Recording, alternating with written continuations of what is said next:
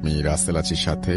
আর শুরু হয়ে গেল ভূত এফএম। আপনাদের সবাইকে স্বাগত জানাচ্ছি ভূত এফএম আজকে, এবং যারা যেখানে আছেন আশা করছি যে আজকে যে স্টোরিগুলো আছে আমাদের কাছে সেগুলো শুনে আনন্দ পাবেন, ভালো লাগবে এবং এনজয় করবেন অনেক বেশি। এই ঘটনাটা একটু মন দিয়ে শুনবেন, এই ঘটনাটা খুব খুব এনজয় করবেন। আমি রেকমেন্ড করবো শোনার জন্য। সো থ্যাংক ইউ রাসেল ভাই। আমি একটু পরিচয় দিই, কারণ অনেক লিসেনার্স নতুন নতুন এসেছে। আমার নাম ডক্টর আলিফ এবং আমি ভূত এফএম এ লাস্ট 9 বছর ধরে আসছি। একদম। তো যে ঘটনাটা শেয়ার করবো সেটা হচ্ছে তাসদিক ইসলাম নামে এক ভাই আমার কাছে শেয়ার করেছেন। এটা হচ্ছে ওনার অফিসের সিকিউরিটি গার্ডের ছেলের ঘটনা। আচ্ছা। তো উনি আমাকে আগে বলেছিল যে আলিফ ভাই, আমি কিন্তু আপনার জন্য খুব ডিফারেন্ট স্টোরি কালেক্ট করার চেষ্টা করছি। তো উনি ওনার সিকিউরিটি গার্ডের ছেলের ঘটনাটা কালেক্ট করেন। আজ থেকে 15 বছর আগের ঘটনা। ওকে।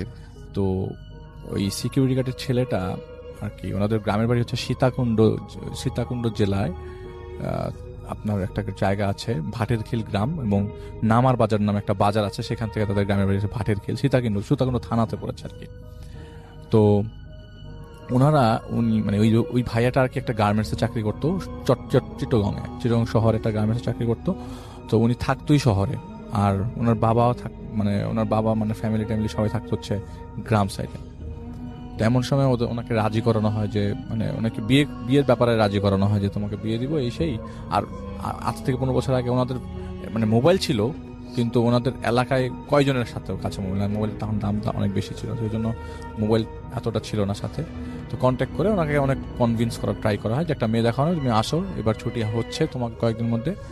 ওই কোনো কিছু একটা ছুটি ছিল 5-7 দিনের। তো উনি অনেকদিন যাবত যেহেতু সীতাকুণ্ডে আসা হয় না, সেজন্য তিনি প্ল্যান করে এরকমভাবে একটা প্ল্যান করে, ঠিক আছে আমি তোমাদের কোথায় মেয়ে দেখবো, এবং যথারীতি উনি চিটগাং থেকে সীতাকুণ্ড আসেন আর কি বাস দিয়ে। সেদিন নামতে নামতে রাতে 1টা বেজে যায়। ঘটনা সেদিনের রাতেরই।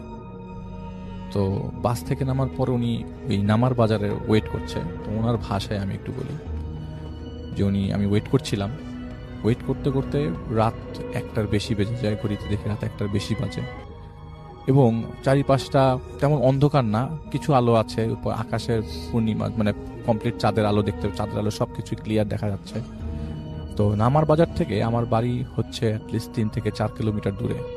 আর যেহেতু আমি একটা বিয়ের প্ল্যানিংয়েও আছে, তো আমার bag tag luggage shopping topping করা, ওই ব্যাগটাও এত ভারী ছিল যে আমি হেঁটে আমার বাড়ি যেতে পারবো না, আর এটাকে টানাও একটা ব্যাপার মানে মুশকিল।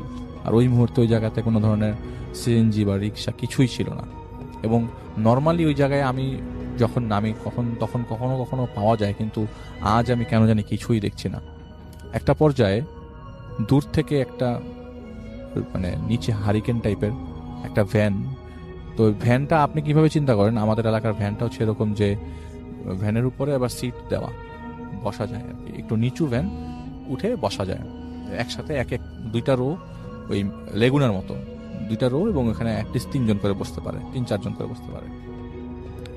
তো উনি দেখলেন যে হারিকেন জ্বালানো অবস্থায় একটা ভ্যান তার দিকে আসছে, সামনে আসে, এবং জিজ্ঞেস করি যে আমি কি ব্যাপার, এই ভ্যানটা আমার দিকে কেন আসছে? এবং ভ্যানটার পিছনে একটা জিনিস রাখা, সাদা কিছু টাইপের, দূর থেকে মনে হচ্ছিল। কাছে আসার পর জিজ্ঞেস করলাম, মানে কাছে আসার পর আমি ক্লিয়ার হলাম, ভ্যানটা একটা কাপড় মোড়ানো লাশ নিয়ে আমার সামনে আসছে। তো আমি খুব হতভম্ব হয়ে যাই। আমার এসব জিনিস ভয় লাগে না, আমি এত ভয়ের মানুষ না, আমি এগুলিতে ভয় পাই না। লাশ আসছে তো কি হয়েছে, কিন্তু আমি দাঁড়িয়ে আছি যে আমি কিছু পেলে সাথে যাব, কিন্তু এর সাথে আমি যাব না। কিন্তু ওই মুহূর্তে লোকটা আমাকে জিজ্ঞেস করে, আসলে আমি কিন্তু তার ভাষায় বলছি আর কি, লোকটা আমাকে জিজ্ঞেস করে যে আপনি কি কোথায় যাবেন, চলেন আপনাকে আগাই দিই। তো উনি বলে যে না, আমি আপনার সাথে যাব না। আর আপনার সাথে এটা কি? আপনার সাথে তো দেখি লাশ। বলে যে ভয় পায়েন না, এটা কোনো কিছু না, আপনি ওঠেন না, আপনি কোথায় যাবেন, আমিও তো একা, আপনাকে নামাই দিব, ভাড়া যা আসে তাই দিন, আপনি কই যাবেন বলেন তো? বলে যে আমি ভাটের খিল যাব। বলে যে ভাটের খিল তো আমিও যেতেছি, চলেন আপনাকে আমি নিয়ে যাব। তো উনি অনেক কিছু চিন্তা করলো, যদি এই ব্যাগ নিয়ে যাওয়া সম্ভব না, তো উনি কি করলো, ভ্যানের মধ্যে উঠে দেখলো যে লাশের পাশে একটা ব্যাগ রাখা, মানে কারো ব্যাগ মনে হচ্ছে যে মানে কেউ একটা ব্যাগ নিয়ে রেখে গেছে লাশের সাথে। তো উনি কি করলেন, সাথে মানে ভ্যানে ওঠার পরে ওনার লাগেজ উঠানোর পরে বলে চলেন। তো চলতে চলতে একটা পর্যায়ে আর ওই গ্রামটা, ওই ভাটেরখিল গ্রামটা, এখানে মানুষজন তার পরিচিত, এলাকার লোকজন তার পরিচিত, এবং ইভেন কি যে ভ্যানওয়ালাও তার পরিচিত। এই ভ্যানওয়ালাটা তার কাছে সে আগে আগে কখনো দেখেন নাই। তো ওই ভ্যানে উঠে যায় এবং ভ্যান দিয়ে রওনা দিয়ে দেয়। তো তাদের বাড়িতে যেতে দুটা রাস্তা পড়ে, একটা হচ্ছে ভালো রাস্তা, একটা একটু ভাঙা রাস্তা, ওইটা ভুইয়া রাস্তা বলে। তো ভালো রাস্তা দিয়ে যাবে এরকম কিছু বলার আগেই তিনি মানে চলন্ত অবস্থায় ওই আপনার যে চালকটা তাকে জিজ্ঞেস করলো যে কি ব্যাপার, এই লাশ কোথার থেকে পাইলা? ওই যে এই লাশটা আমাকে থানার থেকে দিছে। লাশের সাথে ব্যাগ দেখতেছেন না, এই ব্যাগের মধ্যে লাশের পরিচয়, অ্যাড্রেস, ঠিকানা আছে, আমি এটা পৌঁছায় দিব। বলে যে কোথায় পৌঁছায় দিবা? বলে যে আপনাদের এলাকায় যাবে, আপনি টেনশন করেন না, আপনি চলেন, আপনি ভয়টাই পায়েন না। বলে ভয় পাওয়ার কোনো বিষয় না, কিন্তু কথা হইতেছে একটা লাশের সাথে যাইতেছি, আমার তো মানে এরকম অভিজ্ঞতা আগে কখনো হয় নাই। তো উনি আসলে ভয় কাটানোর জন্য এবং কোনো কিছু তাকে অ্যাটাক না করে এই জন্যই সে কনভারসেশন চালিয়ে যাচ্ছিল ওই ভ্যানওয়ালার সাথে। তো কনভারসেশন চালানো অবস্থায় ভ্যানওয়ালা যে কখন ভুইয়ার ওই রোডটা দিয়ে ঢুকে গেছে উনি জানেন না। ওই রোডের এক পাশ হচ্ছে খাল, মানে ক্যানেলের মতো, আরেক পাশ হচ্ছে বাঁশঝাড় টাইপের অনেক গাছগাছালি, এবং ওই পাশ থেকে কাউকে দেখাও যায় না। কি যদি হেঁটেও যায় মানে দিনের আলোতেই ঠিক মতো দেখা যায় না, রাতের বেলা তো আরো অন্ধকার। উনি চলতে চলতে এক পর্যায়ে দেখলো যে ভ্যানওয়ালা তো কোনো কথাবার্তা বলছে না। তো এরকম অবস্থায় ভ্যানওয়ালার সাথে কথা বলা দরকার। আর লাশটা পাশে, আপনি যদি একটা ভ্যানের পাশে আপনার সাথে লাশ থাকে রাত্রে 1টার দিকে, আপনি কি চিন্তা করবেন? ওনার সাহসের অবস্থা বোঝেন, উনি কতটা সাহস নিয়ে ভ্যানে ওঠেন। এক পর্যায়ে উনি দেখেন যে ওনার ভ্যানের সামনে দিয়ে একটা বোরকা পরা মহিলা হেঁটে যায়। তো এ তো রাতের বেলা বোরকা পরা মহিলা ক্লিয়ারলি রাস্তা ক্রস করে গেল। প্রথমে উনি তেমন একটা আমলে নেন না যে রাত্রেবেলা হয়তো কেউ যেতে পারে। তো কথা বলতে বলতে এক পর্যায়ে জিজ্ঞেস করে যে কাহিনী কি? বলে যে সীতাকুণ্ড থানা থেকে লাশটা দিছিল আমাকে, এটা এখন পৌঁছাই দিব। এখন কথা হচ্ছে যে আপনি ওই আশেপাশে যা দেখতেছেন তা কিছু মানে ধরে নিয়েন না। হঠাৎ করে এটা বলতে আরেকটা মহিলা তার সামনে দিয়ে ক্রস করলো, এবং তিনি দেখলেন যে মহিলাটা ক্রস করে উনি পিছনে তাকালো যে মহিলাটা পিছনে রাস্তা দিয়ে হেঁটে চলে যাচ্ছে। এর মাঝখানে তারা কিন্তু ভুইয়া রোডে ঢুকেছে। বলে রাখি যে এলাকার লোকজনরা এই ভুইয়া রোডে তেমন একটা রাত্রেবেলা কেউ প্রবেশ করে না, কারণ ওইখানে অনেক উল্টাপাল্টা ঘটনার বিবরণ আছে অনেকের কাছে। তো উনি যে রাস্তাতে ঢুকে গেছে উনি বোঝেন নাই। তো উনি কথা বলতেছে একটা পর্যায়ে দেখে যে আরেকটা মহিলা, 3 নম্বর মহিলা রাস্তা ক্রস করে। তখন এই আপনি কি কিছু দেখলেন, খেয়াল করছেন? বলে যে আমি কিন্তু আপনাকে আগেই বলছি যে আপনি যাই দেখতেছেন এগুলি ওভারলুক করে যান, এগুলো কিছু খেয়াল করেন না, যাই দেখেন। আরেকটু সামনে আগানোর পরে এরকম করে কয়েকবার তাদের সামনে দিয়ে এরকম মহিলা, একটা বোরকা পরা মহিলা, একজন মহিলা বারবার ক্রস করে যাচ্ছে। তো উনি জিজ্ঞেস করে আচ্ছা ভাই কাহিনী কি? উনি চিন্তা করে মনে মনে যে যদি কোনো লাশ এরকম ভাবে থানার মধ্যে থাকে এবং লাশের সাথে যদি কোনো অ্যাড্রেস থাকে, আচ্ছা ভাবলাম এটা একটা বেওয়ারিশ লাশ, অ্যাড্রেস থাকলে তো থানা থেকে ফোন দিবে অ্যাড্রেসে বা কন্ট্যাক্ট করা হবে যে আপনার লাশ আসে নিয়ে যান, তাকে কেন লাশটা কেন ভ্যানের মধ্যে চড়িয়ে দিবে? তাকে সে কে? তো ওনাকে জিজ্ঞেস করলো আপনি কি থানার কেউ নাকি? বলে না আমি থানার কেউ না। বলে তাহলে লাশটা নিয়ে আপনি কোথায় যাচ্ছেন? বলে ভাই আরেকটা কথা বলি, লাশের কিন্তু মাথা নাই। এইটা শোনার পর উনি এখন ঘাবড়ে যাচ্ছে। তো মাথাটা নিচু করে ডান দিকে তাকা দিয়ে দেখে তার পিছনে 4 জন মহিলা বোরকা পরা বসে আছে ভ্যানের মধ্যে, এবং এটা সে বুঝতে পারছিল ভ্যানটা অনেক ভারী লাগছিল, যে ওনার টানতে কষ্ট ছিল, যে ভ্যানওয়ালা ওনার টানতে খুব কষ্ট ছিল। আপনি রিক্সাতেও চললে বুঝতে পারবেন যে রিক্সাওয়ালা আপনাকে নিয়ে কত স্মুথ যাচ্ছে, বা আপনার সাথে কেউ থাকলে তার টানতে কত কষ্ট হচ্ছে। ভ্যানওয়ালা টানতে খুব কষ্ট ছিল। হঠাৎ করে তার ডান দিকে তাকে পিছনে দেখে 4 জন মহিলা, ওই বোরকাওয়ালা মহিলা 4 জন তার সামনে বসে আছে। উনি আর কিছু চিন্তা করে নাই, আর যাই হোক এখন ওনাকে পালাতে হবে। ভ্যান থেকে এক লাফে ওনার লাগেজ রেখে অনেক দূরে মানে দৌড়ে পালিয়ে যায় এবং সূরা নাস পড়তে পালিয়ে যায়। প্রথমে সূরা ইখলাস, প্রথমে সূরা, তারপরে সূরা নাস এবং পরে সূরা ফালাক পড়তে জোরে খুব জোরে পড়তে পিছনে চলে যায়। দূর মানে ওনাকে কেউ অ্যাটাক করছে না, উনি দূর থেকে দেখতে পাচ্ছেন যে ওই ভ্যানটা একটু সামনে যে থামে, ওই ভ্যান থেকে ভ্যান চালককে এই 4 জন মহিলা খুব জোর করে টেনে হেঁচড়ে নামায় এবং ওই ভ্যান চালককে ইচ্ছা মতো মারতে থাকে। তো সাহসী যেহেতু বললাম, এত লাশ সাথে ভ্যানের মধ্যে চলে আসছে, তার তো অবশ্যই একটা টার্গেট থাকবে যে ভ্যানওয়ালাকে সেভ করবো, যার যাই হোক। উনি দেখছে ভ্যানওয়ালা না কিছু বলছে না, ওদের মারটা খাচ্ছে এবং খুব জোরে জোরে মারছে, এবং দূর থেকে ওই যে কাঠ ভাঙার শব্দ যেরকম হয় এরকম দূর থেকে কাঠ ভাঙার শব্দ আসছে। উনি বলে যাই হোক, সাত পাঁচ চিন্তা করে উনি সামনে আগায় গেলেন ঠিকই। উনি ওনার আগানো দেখে ওই 4 জন মহিলা ক্ষেতের মাঝখানে নেমে যায়। এখন ওনার মনে হচ্ছে যে উনি যে জায়গায় আছেন সেই জায়গাটা এখন আর পরিচিত মনে হচ্ছে না। এই গ্রাম তার পরিচিত, তিনি গ্রামের ছেলে, কিন্তু এই জায়গাটা তার আর পরিচিত মনে হচ্ছে না। তিনি দেখলেন লাশ পড়ে আছে, তার লাগেজ পড়ে আছে, লাশের সাথে ব্যাগটাও আছে, ওই 4 জন মহিলাও নাই এবং সেই ভ্যানওয়ালাও নাই। সে দৌড়ে আশেপাশে বাড়ি খুঁজতে লাগলেন। অনেক দূরে, অনেক হাঁটলো, অনেক দৌড়াচ্ছে, দৌড়াতে একটা বাড়ির সামনে যায়। একটা আম গাছ দেখে মনে হয় যে ভেতরে বাড়ি আছে। আম গাছটা ক্রস করে ভেতরে বাড়িতে যে দরজা নক করতে থাকে। দীর্ঘক্ষণ নক করার পরে রাত তখন অনেক বাজে, অনেক মানে ফজরের রাগ ওয়াক্ত। দরজা নক করার পরে লোকজন আসে। কি ব্যাপার ভাই? এই লোকগুলাকেও সে চেনে না, কারণ ভুইয়া রোড থেকে বের হওয়ার পর তার বাড়ির দিকে যেতে যে রাস্তাটা পড়ে সেই রাস্তার সবাইকে তিনি চেনেন, কিন্তু এই রাত আর পরিচিত কেউ না। জিজ্ঞেস করে, ভাই আমি কোথায় আছি? বলে এটা তো নোয়াখালী, আপনি এনে কি করেন? বলে যে ভাই আমি একটা বিপদে পড়েছি, আমাকে একটু থাকার ব্যবস্থা করে দেন। ধপাস করে পড়ে যাওয়ার পরে লোকজনদের মায়া হয় খুব, ওনাকে তারা রাখে, মানে ওনাকে ওনাদের বাসায় আশ্রয় দেয় সেদিন রাতের বেলা, এবং ওনাদেরকে ওই দিন রাতের বেলা তার ঘটনাটা বলে। তো উনি বলে যে আমি যখন এই ভ্যানের মধ্যে উঠি আমি প্রথমে বুঝতে পারছিলাম না, পরে দেখি যে একের পর এক আমার এই পরিচিত জায়গা, ওই ভ্যানটা চারিপাশে ঘুরছিল, একই রাস্তায় বারবার ঘুরছিল। তো পরবর্তী সময় ওনারা তাকে বাসে উঠিয়ে দেয় এবং তিনি তার দিনের বেলায় তার এলাকায় পৌঁছায়, এবং এলাকায় পৌঁছানোর পর সে তার বাবাদের সাথে মানে বাবা মার সাথে দেখা করে আর কোনো দেরি করা নেই, সাথে সাথে তিনি খবর নেওয়ার জন্য সীতাকুণ্ড থানায় যায়। থানায় যাওয়ার পর শুরুতেই তো পুলিশের সাথে দেখা করবে, একটা লাশের ব্যাপারে কথা বলবে। উনি কি করে আশেপাশের লোকজনদেরকে জিজ্ঞেস করে এরকম কি লাশ আগে আসছিল কিনা। তো লোকজন বলে ভাই আমি তো কিছু বলতে পারবো না, তবে আপনি চাইলে ওই যে লাশটা রাখে আর কি, যে লাশটা রিসিভ করে তার সাথে আপনি দেখা করতে পারেন। তো উনি যায় এবং জিজ্ঞেস করে যে কি ব্যাপার, এরকম লাশ কি গতকালকে কোনো লাশ আসছিল? বলে কি না রে ভাই, গতকালকে তো কোনো লাশ আসে নাই। হ্যাঁ, তবে একটা গলা কাটা লাশ আসছিল, সেটা 4-5 দিন আগে 4 জন মহিলা রিসিভ করে নিয়ে যায়, 4 জন বোরকা পরা মহিলা, এবং তারা তাদের পরিচয় দিয়ে রিসিভ করে আর কি।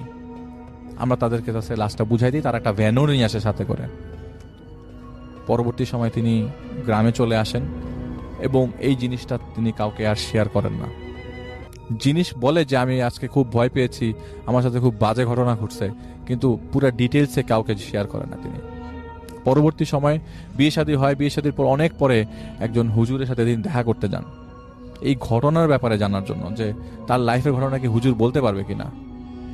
তখন হুজুরকে জিজ্ঞেস করে যে আমি ওই দিন রাতে যা দেখেছিলাম তার আলোচনা করবা, সেটা দেখে আপনি কি আপনার রায় দেন, বা আপনার কি মনে হয় আমি কি, মানে উনি আসলে মেন্টালি সিক হয়ে গিয়েছিল, বিয়ের পরে ফ্যামিলিগত প্রবলেম দেখা দিচ্ছিল কিছুদিন পর পর। তো উনি এরকম হুজুরকে দেখান যে ওনার লাইফে যে ঘটে গেছিল ঘটনাটা কি ওনার মানে পার্সোনাল জীবনও এফেক্ট পড়ছে কিনা। পরে হুজুর বলে আসলে আপনি চিন্তা করেন না, এসব জিনিসগুলো চলে যাবে, আপনি পানিটা খেয়েন। আর আপনাকে আমি একটু ক্লিয়ার করে বলি, আপনি যে ঘটনার আগে ফেস করেছিলেন সেইটা 4 জন জিন, আসলে ওই জিনটা ওই ডেড বডিটা নিয়ে একটা বাজে কাজ করার প্ল্যান করছিল, আর যেই লোকটা ভ্যান চালাচ্ছিল সেটা জিন দ্বারা মানে পজেসড ছিল আর কি, আসর করেছিল জিনরা। পরবর্তী সময় রাসেল ভাই ওই ভ্যানওয়ালাকে কিন্তু উনি এলাকায় পায় এবং ভ্যানওয়ালাকে দেখতে পায়, কিন্তু ভ্যানওয়ালাকে নর্মাল অবস্থায় পায় না, পাগল অবস্থায় পায়। ওনাকে রাস্তায় দেখতে, মানে ওনারা এলাকায় কিন্তু ওই ভ্যানওয়ালাকে দেখতে পায়, দেখেছিল, কিন্তু পাগল অবস্থায়।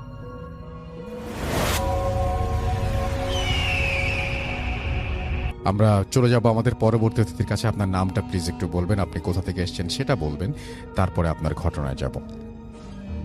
আসসালামু আলাইকুম লিসিনার, আমার নাম হচ্ছে আব্দুল্লাহ নোমান, আমার হোম ডিস্ট্রিক্ট কুমিল্লা, আমি বর্তমান মহাখালীতে থাকি।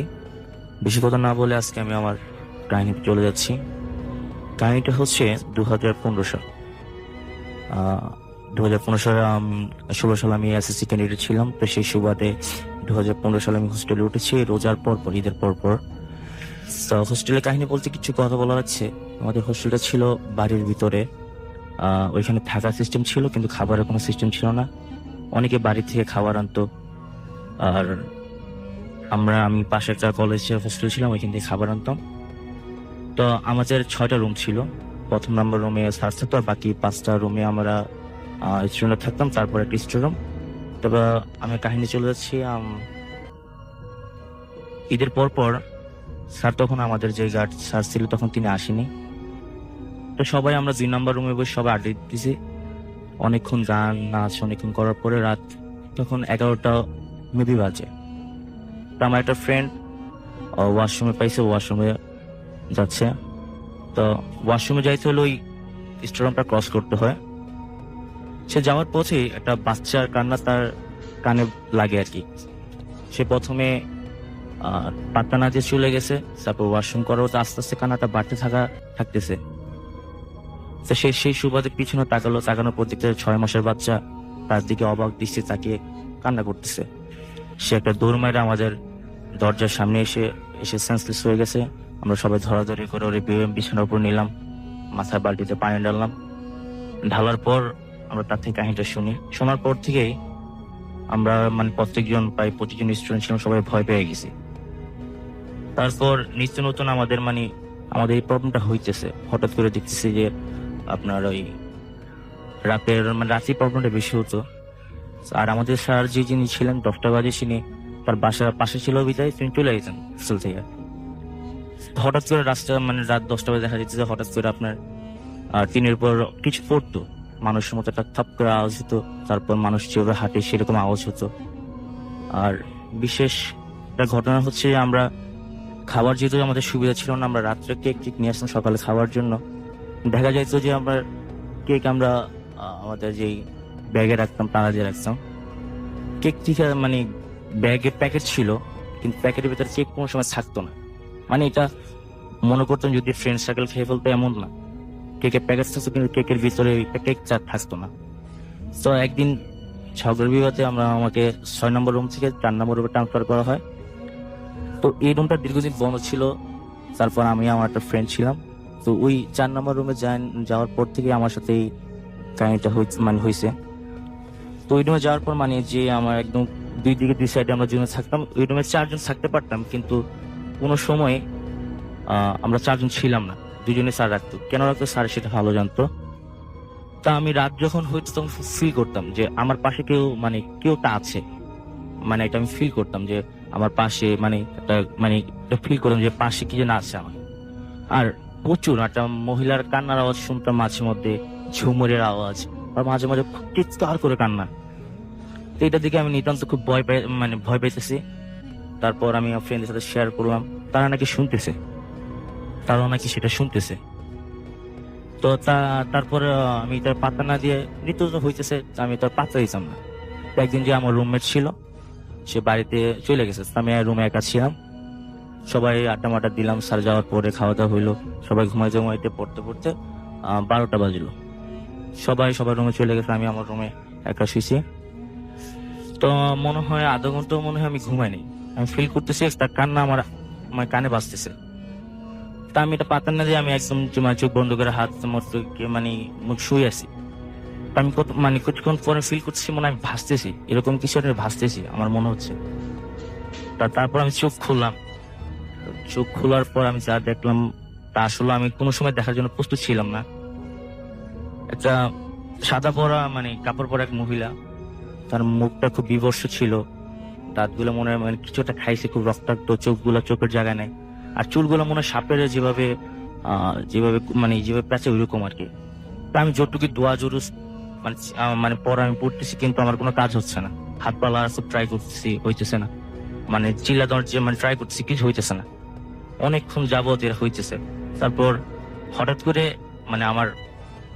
আমি দেখতেছি আমি না হাত পা লাগতে পারছি, চিল্লান দিলাম। তারপর আমি সেন্সলেস হয়ে গেলাম। আমার ফ্রেন্ড সার্কেল সবাই আসলো, দরজা ভাঙার পরে আমার পানি ঢাললো। তারপর আমি ঠিক হইলাম। তারপর আমি আমার আগে যারা ছিল আমাদের হোস্টেলে, আমি বড় ভাইদেরকে জানালাম যে ভাই আসলে এই কাহিনী ব্যাপারে আপনারা কিছু জানেন কিনা। তো উনি আমাকে বললো যে 4 নম্বর রুমে আমরা যখন ছিলাম তখন 4 নম্বর রুমটা খুব অফ ছিল। তোমরা হয়তো বা স্টুডেন্ট বেশি সেই জন্য হয়তো বা করছে, কিন্তু 4 নম্বর রুমটা কিসের জন্য বন্ধ ছিল আমরা জানতাম না, হয়তো বা কিছু আছে। আর আমরা কিছু মানে আন্দাজ করছি যে এই রুমে কিছু না আছে, কিন্তু স্যার আমাদেরকে কোনোদিন বলে নাই। তা আমরা প্রতিনিয়ত আপনার এই কান্না বা মানে ওর আমার সাথে মানে নিত্য মানে এটা হইতেছে, বাচ্চার কান্না বা মহিলা হাসি যুবনা মানে আমার সাথে হইতেছে। তো হওয়ার পর আমি আমার আব্বুকে জানালাম। তো আব্বু আবার এক হুজুরের সাথে কথা বললো, তো হুজুরকে নিয়ে তো আমি আমার হোস্টেলে একদিন গেলাম। যাওয়ার পরে উনি অনেকক্ষণ মানে আমার হোস্টেলটা ঘুরলো, ঘোরার পর আমার থেকে জানলো, আমার ফ্রেন্ড থেকে জানলো। জানার পরে উনি আমার কিছু বললো না, তা আমার আব্বুকে বলছে আর কি।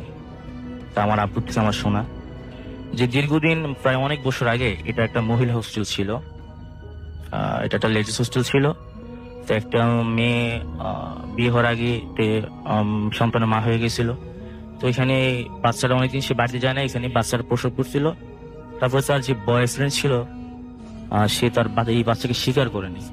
তো 2-3 মাস যাওয়ার পর সে যখন তার ওই বয়ফ্রেন্ড তার বাচ্চাকে স্বীকার করতেছে না, তারপর নাকি সে তার বাচ্চাকে নিজের হাত হত্যা করে নিজে 4 নম্বর রুমে আমি যে বেডে ঘুমাইতাম ওই বেডের উপরে সে ফাঁসি দিছে। তারপর নাকি মানে অনেক তারপর থেকে নাকি হোস্টেলে মানে অনেকদিন বন্ধ ছিল, কারণ তারপর থেকে নাকি তার আত্মা বা লেডিস হোস্টেল অনেক বছর অফ ছিল, এটা প্রায় 15 বছরের মতো অফ থাকার কারণে তারপর আমাদের আগের যারা 2 বেস্ট সিনিয়র ছিল তাদের স্টার্ট হয়েছে, কিন্তু তাদের সময় 4 নম্বর রুমটা অফ ছিল। তা আমাদের স্টুডেন্ট সংখ্যা বেশি হওয়ার কারণে আমরা ওই রুমে ছিলাম। আর এই হচ্ছে ভাই আসলে আমার ঘটনা। ওয়েলকাম ব্যাক, শুনছেন রেডিও ফুরতের এফএম, আমি রাস্তেল আছি সাথে, এবং চলছে ভূত এফএম। আমাদের সঙ্গে আছেন আমাদের আজকের অতিথিরা। আর এই মুহূর্তে আমরা আবারও চলে যাব ডক্টর আলিফের কাছে। আশা করছি তার এই ঘটনাটা আপনাদের আরো ভালো লাগবে। চলুন সরাসরি চলে যাই ডক্টর আলিফের কাছে। থ্যাংক ইউ রাসেল ভাই। আমার কাছে এসছে অনেকগুলো ঘটনার মধ্যে আমি এই ঘটনাটা আমি সবার আগে বলতে যাচ্ছি, আপনাকে যেটা একটু আগে শোনালাম। হ্যাঁ হ্যাঁ প্লিজ। তো এই ঘটনাটা ঘটে হচ্ছে, তার নামটা ছদ্মনাম হিসেবে ইউজ করছি কারণ সে কোথায় আছে আমি এগুলো বলার পারমিশন পাইনি। তার নাম খোকন দিলাম এবং তার ফ্রেন্ডের নাম দিলাম জাকির। তো এটা আর্লি 90s-এর ঘটনা, 90-এর শুরুর দিকে আর কি। নীলফামারী জেলার বালাগ্রাম একটা গ্রাম আছে, সেইখানে জলঢাকা থানা বালাগ্রাম টাইপের একটা গ্রাম, সেইখানে ঘটনা আর কি। এটা জুলাই মাসের ঘটনা এবং তার কিছু ব্যাকগ্রাউন্ড হিস্ট্রি আমি দিচ্ছি। যে লোকটা ঘটনা বলেছেন তিনি আগে প্রাইমারি স্কুল শেষ করে ওই মুহূর্তে আপনার একটা মাদ্রাসায় ভর্তি হন। তার বাবা মা অসচ্ছল ছিলেন, বাবা মা দূর বাসার থেকে অনেক দূরে একটা মাদ্রাসায় দেন এবং মাদ্রাসার মধ্যে ছিল হচ্ছে 12 জন ছাত্র এবং একজন শিক্ষক। তারা একটা রুমের মধ্যে সবাই একসাথে গুটিছুটি হয়ে থাকতো এবং শিক্ষক একজন, উনিও পড়াতেন, সবকিছু উনিই করতেন, নামাজ কালাম হতো ওই জায়গায়, কিন্তু রান্না টান্না কিছু হতো না ওই মাদ্রাসার মধ্যে। তো এলাকার ওই আশেপাশে যেসব ঘর ছিল, ঘর ভিত্তিক সবগুলো মানুষ মানে সবাই এরকম করে ভাগ করা ছিল কোন দিন কে কোন দিন খাওয়াবে এদেরকে। তো ঘটনার দিন ছিল বৃহস্পতিবার। সেদিন বৃহস্পতিবার হওয়ার কারণে মাদ্রাসা পরের দিন শুক্রবারের জন্য সবাই যেসব স্টুডেন্ট মানে ছাত্রগুলা ওখানে ছিল তাদের বাসা যাদের কাছাকাছি ওরা ওদের নিজেদের বাসায় চলে যায়, আর থাকে শুধুমাত্র এই খোকন সাহেব এবং তার ফ্রেন্ড জাকির। ওই সময় তারা থেকে যায় বাসায় এবং ওই মাদ্রাসায় থেকে যায় এবং মাদ্রাসায় ওই দিন মানে বৃহস্পতিবার ওই দিন এশার নামাজ শেষ করে হুজুর তার নিজের বাড়িতে চলে যায় এবং যাওয়ার আগে বলে যায় যে যেহেতু আমি চলে যাচ্ছি, তোমরা যদি কেউ নক টক করে তোমরা দরজা খুলো না, আর পরিচয় না নিয়ে দরজা খুলবা না। কারণ অনেকেই দেখা যায় যে এশার নামাজের পরে এসে রাত্রেবেলা এখানে থাকতে চায়, ঘুমাতে চায়, অনেকেই আছে যাদের থাকার জায়গা নেই, এরকম অনেকেই আপত্তি করে আর কি। তো ওনারা বলেছে ঠিক আছে। তো ওই দিন আবার যেই বাসায় খাওয়ার কথা ছিল ওনারা দুজন ওই বাসায় খেয়ে দিয়ে মাদ্রাসায় এসে ঘুমিয়ে পড়ে গল্প করতে করতে। এবং সেদিনের রাতটা ছিল এতটা ডিফারেন্ট একটা রাত যে আকাশে মেঘ চমকাচ্ছে, অনেক জোরে জোরে শব্দ হচ্ছে, আপনার আকাশটা কেমন লাল হয়ে আছে, মানে ক্লিয়ারলি সবকিছু ভিজিবল। ওনারা বাড়িটা মানে ওই বাসা থেকে খেয়ে আসার সময় মাদ্রাসা আসার পথে দেখা যায় অলমোস্ট দেখাই যাচ্ছে, মানে টর্চ লাইট লাগছে না আর কি গ্রামের রাস্তা দিয়ে হাঁটার সময়।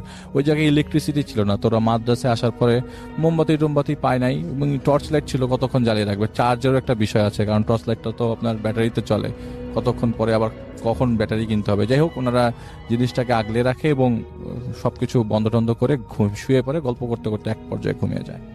তন্দ্রার মতো লেগে আসে হঠাৎ। ওই সময়টা কয়টার দিকে এটা উনি প্রপারলি মনে করতে পারছেন না যে এটা কয়টার দিকে হতে পারে, কিন্তু হঠাৎ করে দরজায় ঠক ঠক করে শব্দ আসে।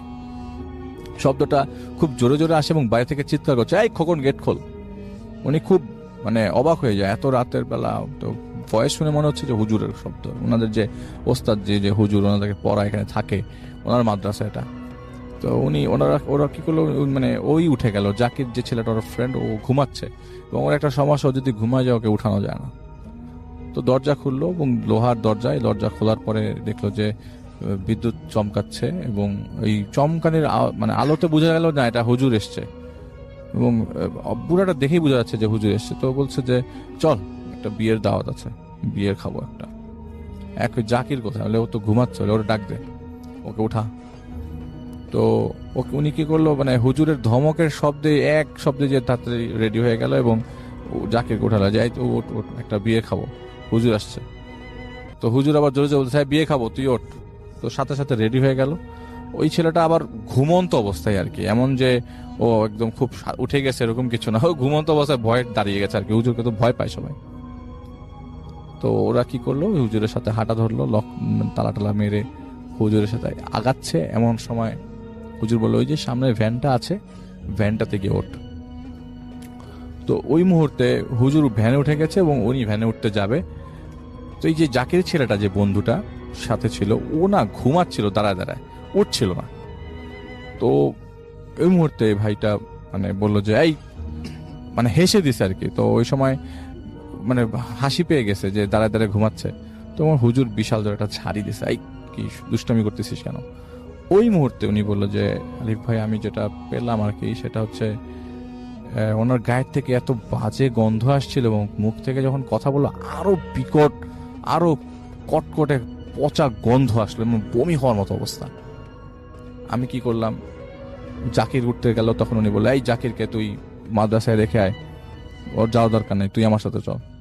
তো উনি কি করলো, জাকিরকে রেখে আসলো, বলছে যে এটা তো এটা আসলে স্বপ্ন না, আমি হাঁটছি, আমি ধরছি, হুজুরের ঝাড়ি খাচ্ছি, জাকিরকে ঘরে তালা মেরে আসছি, এটা স্বপ্ন না।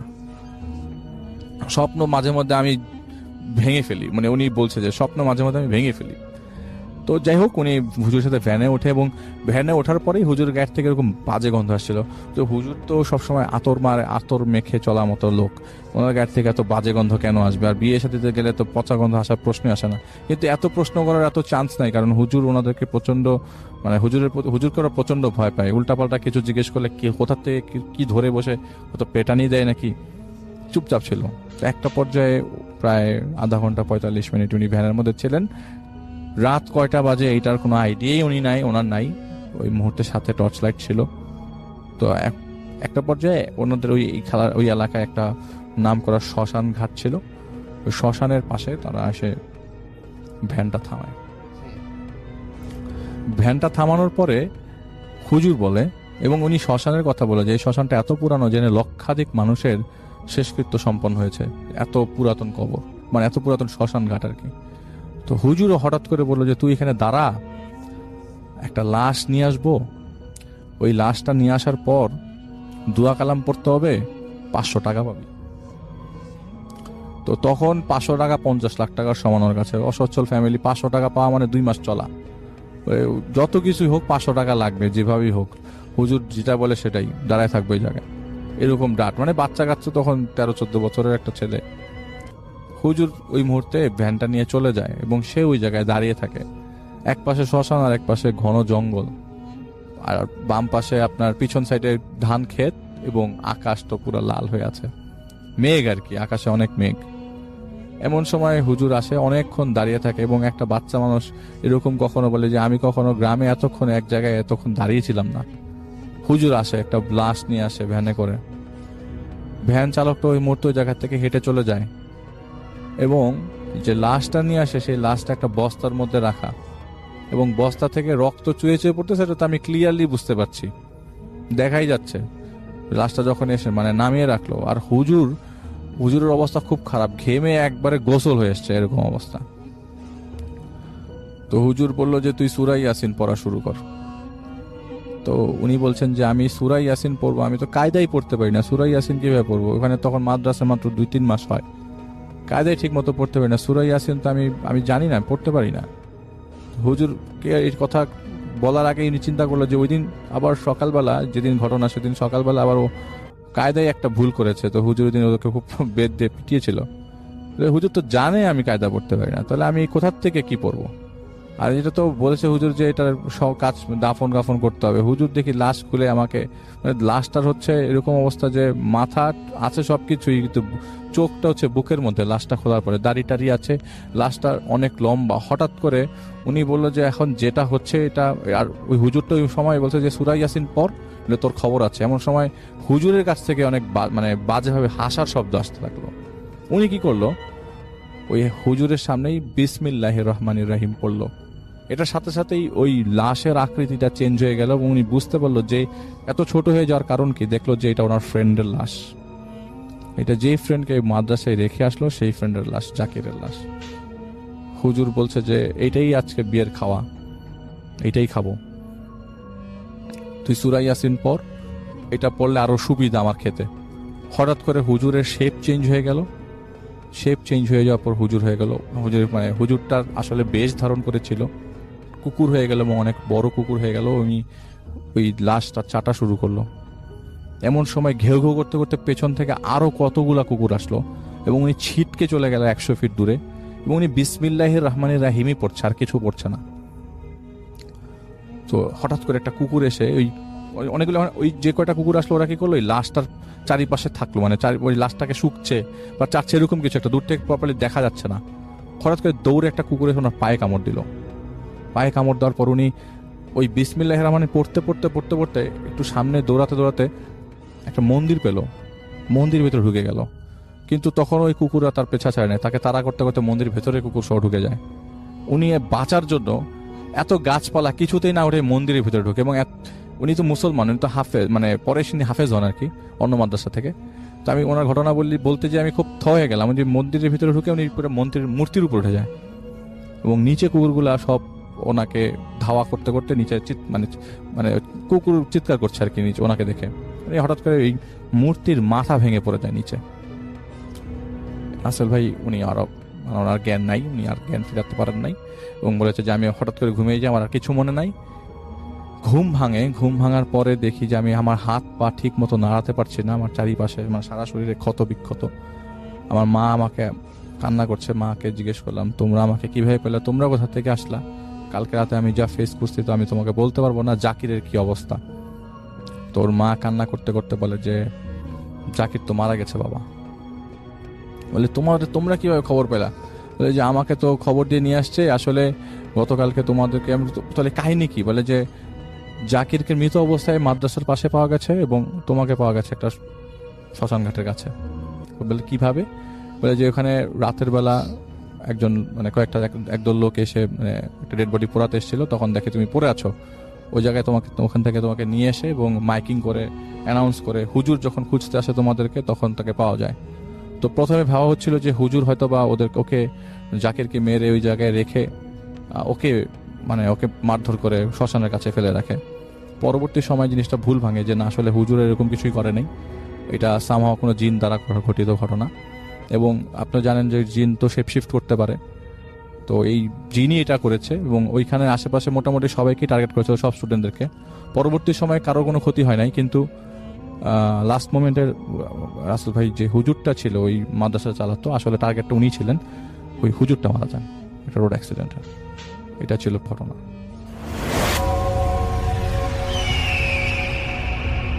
আমরা চলে যাব আমাদের পরবর্তী অতিথির কাছে। আপনার নামটা প্লিজ একটু বলবেন, আপনি কোথা থেকে এসেছেন সেটা বলবেন, তারপরে আপনার ঘটনায় যাব।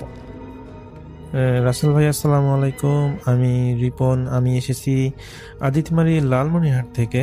তো আজকে আমি আপনাকে একটা ঘটনা শেয়ার করব। এই ঘটনাটা আমাদের এই রংপুরের একটা ঘটনা। তো ঘটনাটা আমাকে শেয়ার করেছেন আমার একজন শিক্ষক। তো তিনি কোথায় শিক্ষকতা করেন সেই বিষয়টা বললাম না। এই ঘটনাটা রংপুর তাজহাট রাজবাড়ি এর আশেপাশে এলাকার একটা ঘটনা। তো সেই স্যারের নাম ছিল হচ্ছে সাগর। তো তো সাগর স্যার সেই সময় তিনি যখন অনার্স শেষ করেন, যখন তিনি স্টুডেন্ট ছিলেন, সেই সময় যখন তিনি অনার্স শেষ করেছেন সেই সময়কার ঘটনা এটা। তো তিনি আমাকে যেভাবে ঘটনাটা বলেছেন আমি চেষ্টা করব সেইভাবে ঘটনাটা বলার। তো সেই সময় রংপুর শহরটা এখন অনেক যেমন উন্নত হলেও সেই সময়টা ওইরকম উন্নত ছিল না। সেই সময়কার তাজহাট এলাকাটা একদম থমথমে হয়ে যায়, মানে সে সময় খুবই ভুতুড়ে টাইপের ছিল। বিশেষ করে রাজবাড়ির পিছনের দিকে যে বিশাল পুকুর আর পুরনো গাছপালা আছে, ওদিকে পরিবেশটা দিনের বেলাতেও একটু ভারী মনে হয়। তো ঘটনাটা ঘটেছিল 2017 সালের বর্ষাকালে। তো সাগর এখানে হচ্ছে সাগর স্যার এবং তার বন্ধু শাওন তখন একই মেসে থাকতো। তো শাওন একটু অ্যাডভেঞ্চারের প্রিয় ছেলে ছিল। একদিন রাত প্রায় 12:30টার দিকে ও জেদ ধরলো যে এই নীরবতা বা নিস্তব্ধ রাতে তাজহাট রাজবাড়ির দেয়াল ঘেঁষে যে রাস্তাটা চলে গেছে ওদিকে একটু হেঁটে আসবে। তো যে তারা যেহেতু তাদের ম্যাচের কাছাকাছি সে তাজহাট এলাকায় থাকতো, তো তাদের সেখানে যাওয়ার কোনো ব্যাপার ছিল না।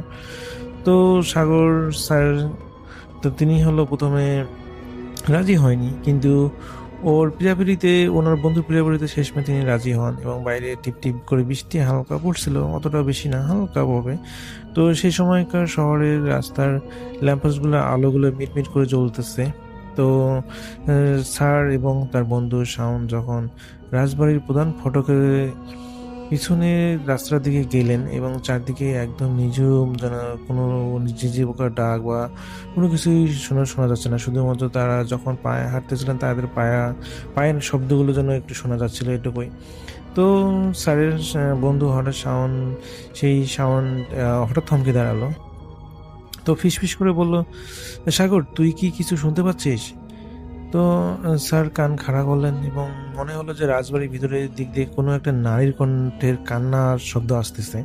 শব্দটা কান্নার চেয়ে বেশি হাহাকারের মতো শোনাচ্ছে, মানে মানুষ কান্না করে যখন খুবই দুঃখ কষ্ট পেলে যেরকম একটা আজাহারি করে কান্না করে সেই ধরনের কান্না। তো স্যার ভাবলেন যে হয়তো বাতাস বইছে বা এটা কোনো অন্য কোথাও জায়গার হয়তো বা কেউ কান্না করতেছে, সেই রকম হয়তো বা কিছু। তো তারা দুজনেই কৌতূহল হলো এবং তারা চিন্তা করলো যে এই দেয়ালের ফাটল দিয়ে ভিতরের দিকে দেখি তাকানো যায় কিনা। এবং ভিতরে আসলে তাদের কাছে মনে হয়েছিল যে এটা সেই রাজবাড়ির বাড়ির যে ভিতরের থেকেই কান্নাটা স্পষ্ট শোনা যাচ্ছে। তো তারা চিন্তা করলো যে দেয়ালের কোনো ফাটা অংশ দিয়ে ভিতরে দেখা যায় কিনা। তো সেই রাজবাড়ির বিশাল বারান্দা আবছা একটা সাদা অবয়ব নড়তেছে, তারা একটু দেখলো। তো তাদের হাতে থাকা টর্চ লাইটের আলো তারা সেক দিয়ে দেখার চেষ্টা করলো এবং এটা দেখে তাদের দুজনের মনে হয় যে বুকটা কেঁপে উঠলো। কারণ সেই মেয়েটার পরনে ছিল সেই সময়ের পুরোনো আমলের একটা শাড়ি, কিন্তু তার পা দুটো মাটির দিকে নয় বরং উল্টা দিকে ঘোরানো, মাথাটা নিচের দিকে এবং পাগুলো উপরের দিকে ঘোরানো। এবং খুবই আশ্চর্যের বিষয় হচ্ছে যে সে মেয়েটার পোশাকগুলো সুন্দরভাবে যেন সেই পোশাকগুলো উপর দিকে হলো করা এবং মাথাটা নিচ দিকে, মনে হচ্ছে একটা মানুষ বা একটা মেয়ে অবয়ব সেটা পুরোপুরি উল্টাভাবে সে শূন্যের মধ্যে দাঁড়িয়ে আছে। তো এবং সে শুধু দাঁড়িয়ে আছে না, সে তার মাথার চুলগুলো হলো আঁচড়াচ্ছে এবং গুনগুন করে কান্না করতেছে, মায়াবী, বা একটু আগে যেটা বলতেছিলাম যে মানুষ কষ্ট পেলে যে ধরনের কান্না করে সেইভাবে কান্না করতেছে। তো আর তার পাশে কয়েকটা সাপ ছিল যেগুলো কুণ্ডুলি পাকিয়ে আছে। তো এটা দেখে স্যার এবং শাওনের এত পরিমাণ ভয় পায় যে তারা কি করবে বুঝতে পারতেছিল না, তারা দৌড় দিবে কিনা বুঝতে পারতেছিল না। কিন্তু যখনই তারা চিন্তা করলো যে না, এখানে থাকা কোনো নিরাপদ নয়, এখানে থাকা সম্ভব না, যখন তারা চিন্তা করে যে না, এখান থেকে পালানো উচিত, সেই সময় তারা মানে অনুভব করে যে তাদের পাগুলো মনে হয় অবশ হয়ে গেছে। তারা দৌড়ানোর চেষ্টা করতেছে কিন্তু দৌড়াতে পারতেছে না। দৌড়ানোর চেষ্টা করতে তারা দুজনে হুড়মুড় করে পড়ে যায় এবং তারা আবার যখন দাঁড়িয়ে আবার হলো দৌড়ানোর চেষ্টা করে, তারা আবার জিনিসটা দেখে যে হ্যাঁ, তাদের পাগুলো একদম অবশ হয়ে গেছে, যার কারণে তারা কোনো ধরনের শক্তি পাচ্ছে না। তো তারা একটা জিনিস খেয়াল করে যে রাস্তার সামনের দিকে একটা বড় কড়াই গাছের নিচে কেউ একজন দাঁড়িয়ে আছে। তো লোকটা একটা কালো ছাতা ধরে দাঁড়িয়েছিল। তো স্যার এবং তার বন্ধু ভাবলো যে হয়তো কোনো পথচারী, এবং তারা কাছে কোনো রকম তারা কাছে গিয়ে জিজ্ঞেস করলো, চাচা এত রাতে আপনি এখানে আমাদেরকে একটু সাহায্য করতে পারবেন? কিন্তু সেই লোকটা না কোনো উত্তর দিচ্ছিল না। সেই লোকটা সেই ছাতা ধরেই সেখানে নিচু হয়ে দাঁড়িয়ে আছিল এবং ছাতার কারণে তার মুখটা দেখা যাচ্ছিল না। যেহেতু হালকা বৃষ্টি পড়তেছিল, সেই লোকটা সেই কারণে ছাতা ধরে আছে, তারা প্রথমে এটা ভেবেছিল।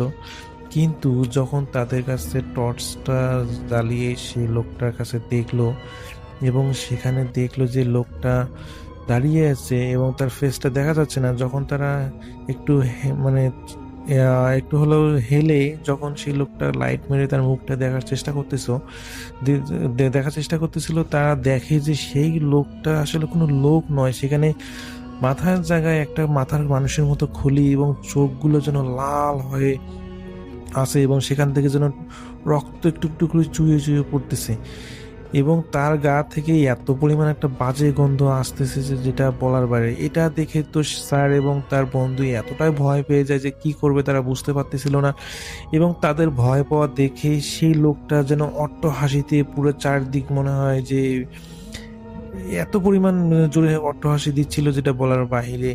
তো তারা দুজন এটা দেখে এতটাই ভয় পেয়ে যায় এবং সেখান থেকে দৌড়ানোর চেষ্টা করে, কিন্তু তারা লক্ষ্য করে যে তাদের পুরনো অবস্থা মানে পায়ের অবস্থা এখনো পুরোপুরি কেটে যায়নি, হালকা হয়তো কেটেছে। তারা কোনো রকম সেখান থেকে দৌড় মারার চেষ্টা করে, দৌড়াতে দৌড়ে এবং খুবই আছাড় খায়, কারণ তাদের পা গুলো এতটাই অবশ হয়েছিল যে তারা স্বাভাবিকভাবে কোনোভাবেই দৌড়াতে পারতেছে না। তো যেহেতু তাদের জীবন বাঁচাতে হবে, তারা দুইজন এত পরিমাণ দৌড়াচ্ছে এবং অনেক কতবার যা আচার খেয়েছে তাদের কোনো হিসাব নেই এবং আচার খেতে খেতে তাদের অবস্থা খুবই নাজুক হয়েছিল এবং পরবর্তীতে তারা দুজন অনুভব করে যে তাদের শরীরে কোনো শক্তি নেই এবং তাদের পাগুলো কেউ টেনে ধরেছে এবং তার ঘাড়গুলো যেন ধীরে ধীরে অবশ হয়ে যাচ্ছে এবং তারা অনুভব করে যে তাদের পা মানে শরীরটা যেন জমে যাচ্ছে।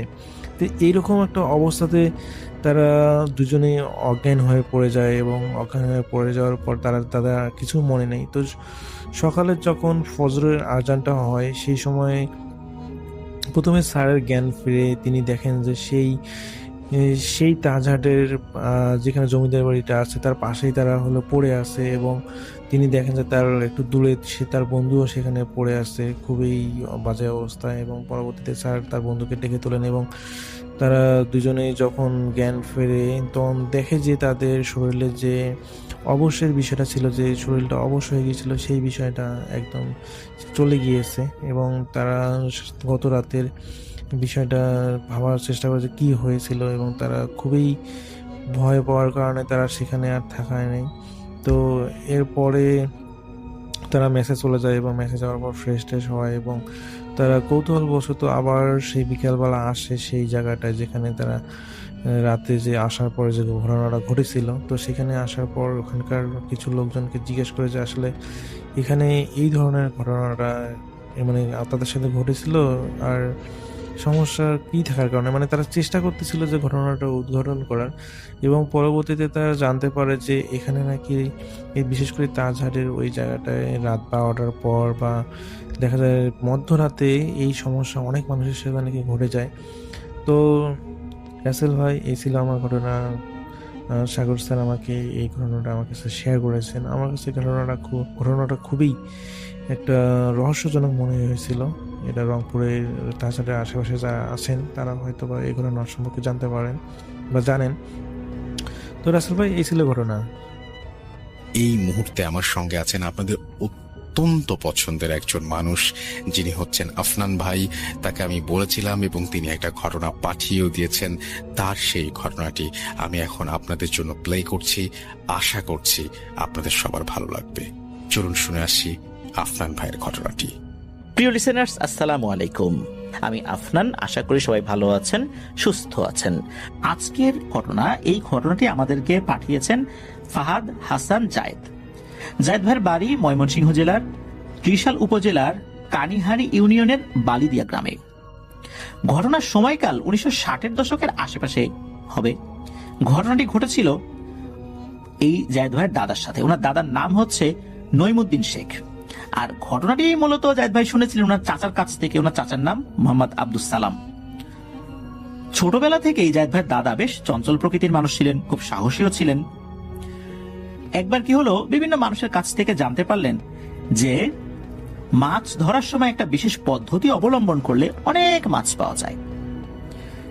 বিশেষ একটা পদ্ধতিতে জাল প্রস্তুত করতে হবে, আর জাল প্রস্তুত করার ক্ষেত্রে জালের যেই অংশগুলোতে বাঁশের কোনো টুকরো বা বাঁশের চাই ব্যবহার করা হবে, সেই বাঁশটা হতে হবে একটা বিশেষ ধরনের বাঁশ। এই বাঁশটা কেমন হতে হবে?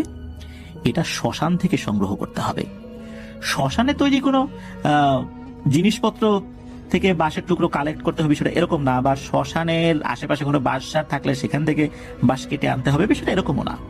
বিষয়টা হচ্ছে যে লাশ দাহ করার পর নাভির অংশটা নাকি সহজে পড়ে না। মূলত এটি অতিমাত্রায় চর্বিযুক্ত হওয়ার কারণে পোড়াতে গেলে প্রচুর পরিমাণে খড়ির অপচয় হতে পারে। অনেকে আছেন যারা এই পরিমাণ খড়ি দিতে অপারগতা প্রকাশ করেন, সামর্থ্য নেই। তখন কি করা হয়, নাভির এই অংশটা মাটিতে পুঁতে দেওয়া হয়, আর যেখানে মাটিতে পুঁতে দেওয়া হয় ওখানে একটি বাঁশের টুকরো গেড়ে দেওয়া হয়। এটা একটা চিহ্ন। আধুনিক যেই শ্মশানগুলো এখন হয়েছে, যেখানে ইলেকট্রিক চুল্লিতে লাশ একদম পুড়িয়ে ছাই করে ফেলা হয়, হাড়গোড় গুলো একদম পুরো ছাই হয়ে যায়, সেখানে কিন্তু এই জিনিসটা ওভাবে থাকে না। কিন্তু যদি চিতায় কোনো লাশ দাহ করা হয় তখন কিন্তু এই ব্যাপারটি এরকম হতে পারে। গ্রামে কিন্তু এটা হওয়ার হামেশাই হয়, বা এটা আমি নিজেও ছোটবেলায় শুনেছি যে এটা দিয়ে নাকি অনেক কাজ করা যায়। যারা তান্ত্রিক কবিরাজ এটা দিয়ে অনেক কাজ করেন। তো যাই হোক, দাদার কাছে খবর আসলো যে এই যেই বাঁশের টুকরোটি মাটিতে গেড়ে দেওয়া হচ্ছে, এই বাঁশের টুকরো দিয়ে যদি জালে কোন একটা জিনিস তৈরি করা হয় বা জালের কোনো একটা অংশ এটাকে ব্যবহার করা যায়, তাহলে নাকি ওই জালে অনেক মাছ ধরা পড়ে। এটা যখন শুনলেন তখন দাদা চিন্তা করলেন, আর এমন কি, নিয়ে আসবো। ওনাদের বাড়ি থেকে শ্মশানের দূরত্ব ছিল 3 কিলোমিটার। বাড়ি থেকে দূরে একটা বাজার রয়েছে, খুব পরিচিত একটা বাজার, যার নাম হচ্ছে কালীর বাজার। এই কালীর বাজারের পাশেই হচ্ছে ব্রহ্মপুত্র নদ, এর পাশেই মূলত শ্মশান। জায়গাটা সবারই পরিচিত, আর জায়গাটা নাকি খুবই ভয়ঙ্কর। রাতের বেলা ওই দিকটা দিয়ে কেউই আসা যাওয়া করে না। আর সেই 1960-এর দশকের আশেপাশে তখন তো আরো শুনশান নীরবতা ছিল, এখন অতটা নাই। তো যাই হোক, দাদা অপেক্ষা ছিলেন কবে লাশ পোড়ানো হবে। যেহেতু ওইটা পরিত্যক্ত কোনো শ্মশান ছিল না, মাঝে মাঝেই লাশ পোড়ানো হতো। ওনাকে যে খুব বেশি দিন অপেক্ষা করতে হয়েছে বিষয়টা এরকম না, কয়েকদিনের ব্যবধানে উনি জানতে পারলেন ওখানে একটি লাশ দাহ করা হবে। তো এই কাঠের টুকরোটি আনার ক্ষেত্রে ওটা কি পুরুষের লাশ হতে হবে, নাকি মহিলার লাশ হতে হবে, নাকি বাচ্চাদের লাশ হতে হবে, এমন কোনো শর্ত আসলে ছিল না। যখন উনি জানলেন যে কোনো একটা লাশ হলেই হবে, এই জন্য উনি বিষয়টাকে অতটা গুরুত্ব দেন নাই, যে নিয়ে আসবো, সমস্যা কি, আমি তো লাশের কোনো অংশ চুরি করতে যাচ্ছি না, বা পোড়ানোর পর কোনো জিনিস যেটা মাটিতে পুঁতে দেওয়া হয়েছে সেইটা মাটি করে তুলতে যাচ্ছি না, আমি তো ওই বাসটাই নিয়ে আসবো, ওই বাসটা কয়েকদিন পর তো নষ্টই হয়ে যায়, সুতরাং আনলে সমস্যা কি, এরকম চিন্তা করেছেন। উনি যখন দেখলেন যে দিনের বেলা একটি লাশকে দাহ করা হয়েছে, সেটাকে দাহ করার পর লাশের শরীরের ওই নাভির অংশটা একটা নির্দিষ্ট জায়গায় পুঁতে দিয়ে ওখানে একটা বাঁশের টুকরো গেড়ে দেওয়া হয়েছে, উনি এটা দিনের বেলা দেখে এসেছিলেন। ওই দিনই রাতের বেলা উনি চলে যান সেটা আনার জন্য। রাত আনুমানিক 8টা কি 9টার দিকে চলে গিয়েছিলেন উনি। যেহেতু এই 60-এর দশকের ঘটনা, তখনকার বাস্তবতায় রাত 8টা 9টা মানে তো অনেক রাত। একে তো গ্রামে ইলেকট্রিসিটি তখনও আসেই নাই, তারপর রাত 8টা 9টা, চারদিকে শুনশান নীরবতা। তো উনি কি করেছেন, শ্মশানে চলে গিয়েছেন। শ্মশানে যাওয়ার সময় ওনার সাথে কোনো ধরনের কোনো সমস্যা হয় নাই। উনি বাসায় হাত দিয়েছেন, বাসটা তুলেছেন, তখনও কোনো সমস্যা হয় নাই। উনি যখন বাসটা তুলেছেন, যেহেতু বাঁশের ওই টুকরাটার বেশ একটা অংশ মাটির নিচে ঢুকে গিয়েছিল, ওই জায়গাটাতে মাটি লেগেছিল, কাদা লেগেছিল, উনি চিন্তা করেছেন এটাকে ধুয়ে নিই। এখন ধোয়ার জন্য উনি যে ব্রহ্মপুত্র নদের কাছে যাবেন সেই ধৈর্য ওনার ছিল না আসলে। উনি চিন্তা করে আশেপাশে পানি কোথায় পাই। উনি দেখতে পেলেন মাটির একটি ঘোড়া রয়েছে ছোটখাটো, ওইটার কাছে গিয়ে দেখলেন যে ওর ভিতরে পানি আছে। মূলত কোনো লাশ দাহ করার আগে নির্দিষ্ট কিছু রিচুয়াল পালন করতে হয়, তখন ওই মাটির একটা পাত্র লাগে, তার মধ্যে পানি থাকতে হয়, এরকম কিছু একটা ব্যাপার হয়তো বা আছে ওখানে। তো এরকম মাটির একটি ঘোড়া উনি দেখতে পান, পাত্র দেখতে পান আর কি, ওর মধ্যে পানিও ছিল। উনি কি করেছেন, ওই পানি দিয়ে ওই বাঁশের টুকরোর নিচের অংশটা ধুয়ে ফেলেন। এরপর উনি বাঁশটা নিয়ে হাঁটা শুরু করেন বাড়ির দিকে। ওনাকে কিন্তু বলা হয়েছিল যখন ওই বাঁশের টুকরোটা নিয়ে হাঁটা শুরু করবে পেছন দিকে যেন না তাকায়, কারণ পেছন থেকে পরিচিত কণ্ঠে অনেকে ডাকতে পারে, অনেক ধরনের ভয়ঙ্কর শব্দ হতে পারে, কিন্তু পেছন দিকে তাকানো যাবে না। উনি জানতেন বিষয়টা, বেশ সাহসী মানুষ ছিলেন, কিন্তু মজার বিষয় হলো এই ধরনের কোনো সমস্যাই ওনার সাথে হয় নাই। মানে উনি গিয়েছেন, নিয়েছেন, নিয়ে বাড়িতেও চলে আসছেন কোনো ধরনের কোনো জটিলতা ছাড়াই। পরের দিন উনি কি করেছেন, পরিবারের সদস্যদেরকে জানিয়েছেন যে এই যে একটা জিনিস নিয়ে আসছি। পরিবারের সদস্যরা বকাঝকা করেন এই ধরনের দুঃসাহসিক কাজকর্মের জন্য। দাদা কিন্তু তখন বিয়ে করেছেন, ওনার কিন্তু সন্তানেদেরও আছে ছোট ছোট। বিশেষ করে দাদি তখন ওনাকে খুব বকাঝকা করছেন যে তুমি এই কাজটা কেন করতে গেলা, তোমার ছোট ছোট বাচ্চা আছে, এখন যদি কোনো একটা সমস্যা হয়। তো দাদা এটাকে পাত্তা দেন নাই। দাদা ওইটাকে দিয়ে বাঁশের একটা নির্দিষ্ট শেপ বা বাঁশের টুকরা একটা নির্দিষ্ট শেপ দেন, যেটা জালে ব্যবহৃত হয়। বিশেষ করে জালটা ছিল ত্রিভুজ আকৃতির। এক ধরনের জাল আছে না, যে জালের সামনের অংশটা ফাঁকা, হাতের অংশটা দুই পাশ থেকে বাঁশ এসে মিশে গেছে, আবার ওই দুই বাঁশ সামনের দিকে গিয়ে প্রশস্ত হয়ে গেছে, সেখানে একটা আড়াআড়ি ভাবে বাঁশ রাখা। তো ওইটারই নির্দিষ্ট একটা জায়গায় ওই বাঁশের একটা টুকরো ব্যবহার করেছিলেন। তো এই জাল দিয়ে উনি মাছ ধরতেন।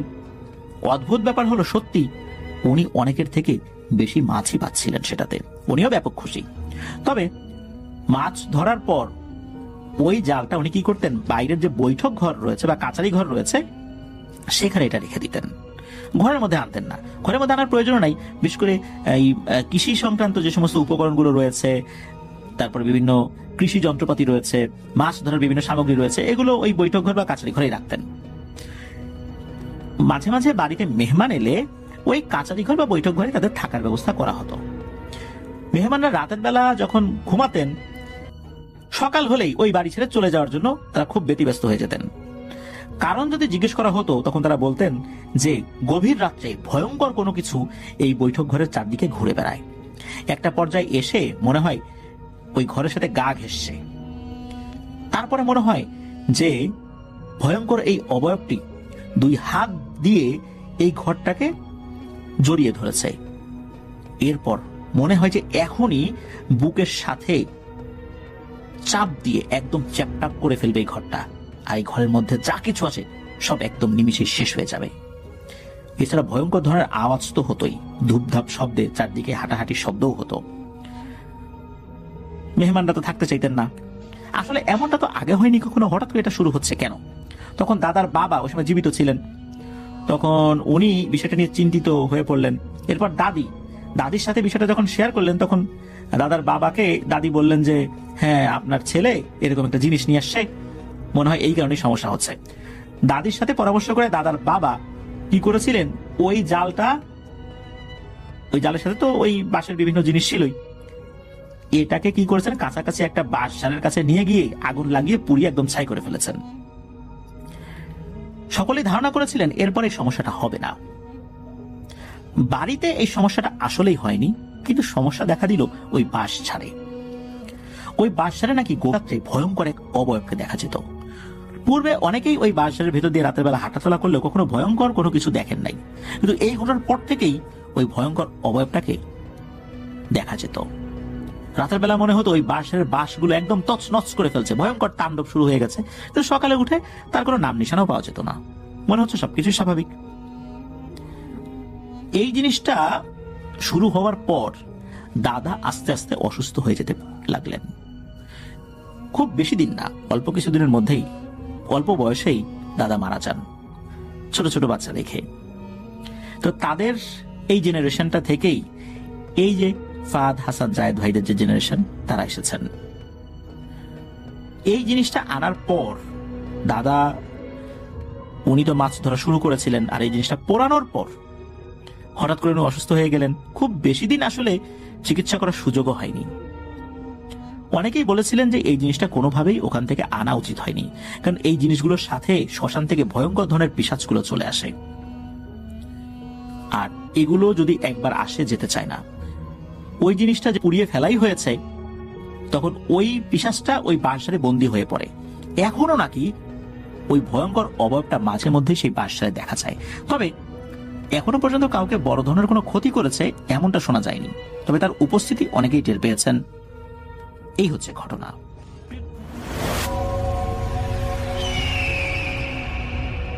আরও একটা ঘটনায় চলে যাব আমরা, এবং এই ঘটনাটা একটা অডিও ক্লিপ।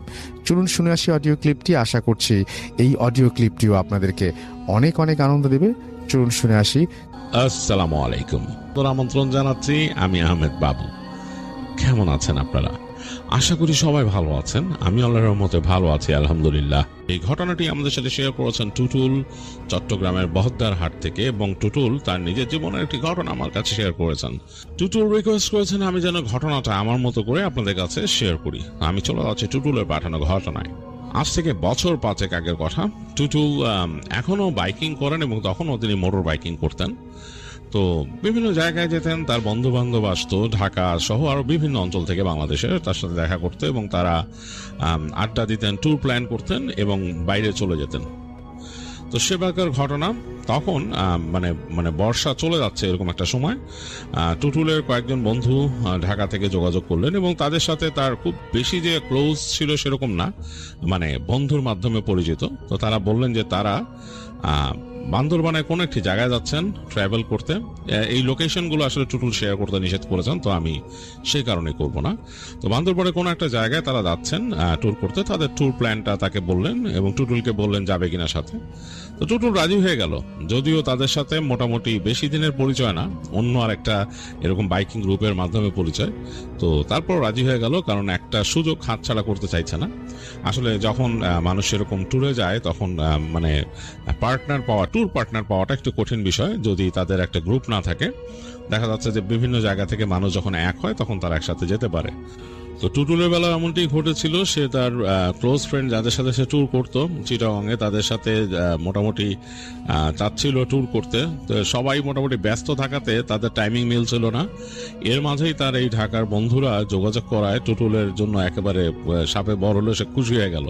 তো সে তাদের সাথে প্ল্যানিং করে ঠিক করে ফেললো যে কবে যাবে। তারা বললো যে অমুক দিন অমুক জায়গায় মিট করবো আমরা সকালবেলা, আর তারপর সেখান থেকে আমরা রওনা দিব। যাই হোক, তাদের একটা মিটিং পয়েন্ট থাকে ব্রিজের পরে বা সকালবেলা। তো টুটুল সেই রকম টাইমে একদম রেডি হয়ে ওই জায়গায় চলে যায় তার মোটরসাইকেল নিয়ে, এবং সেখানে গিয়ে দেখতে পায় যে সেই ঢাকার ফ্রেন্ডরা কয়েকজন যারা তারা আগেই চলে আসছে। তো এসে ওখানে ওয়েট করতেছে। তো টুটুলও যে পৌঁছার পর তারা সবাই ওখান থেকে রওনা দেয়। তো যাচ্ছে, তাদের সবার সাথে কমিউনিকেটর আছে, কথা বলছে। এরকম করতে করতে তারা একসময় পৌঁছা যায় পার্বত্য চট্টগ্রামের মানে ইনিশিয়াল যে রাস্তা সেখানে ঢুকে যায়, এবং সেখান থেকে তাদের যে পাহাড়ি রাইড শুরু হয়। তো চালাতে চালাতে তারা তাদের প্রথম পয়েন্টে চলে আসে, এবং প্রথম পয়েন্টে এসে তারা বেশ টায়ার্ড। তারা রেস্ট নেয়, ওদিন রেস্ট নিয়ে পরদিন আরো ঘোরাঘুরি করে টুকিটাকি, মানে ওই এলাকারই কিছু আরো ঘুরে দেখার স্পট আছে, সেখানে তারা ওই দিন ঘোরে এবং বাইক ছাড়াই যায়। তো মোটামুটি একটা ভালো সময় কাটে তারা চলে আসে সন্ধ্যার পর এবং বেশ টায়ার্ড। তো এর মাঝে ওই সন্ধ্যার পর থেকে বৃষ্টি হওয়া শুরু হয়, মানে মোটামুটি বেশ বৃষ্টি হচ্ছে, মানে ঝিরিঝিরি বৃষ্টি, এবং দেখা যাচ্ছে যে মানে আকাশ মেঘলা হয়ে গেছে এবং এই ঝিরিঝিরি বৃষ্টিতে মানে বেশ ধরে আসছে।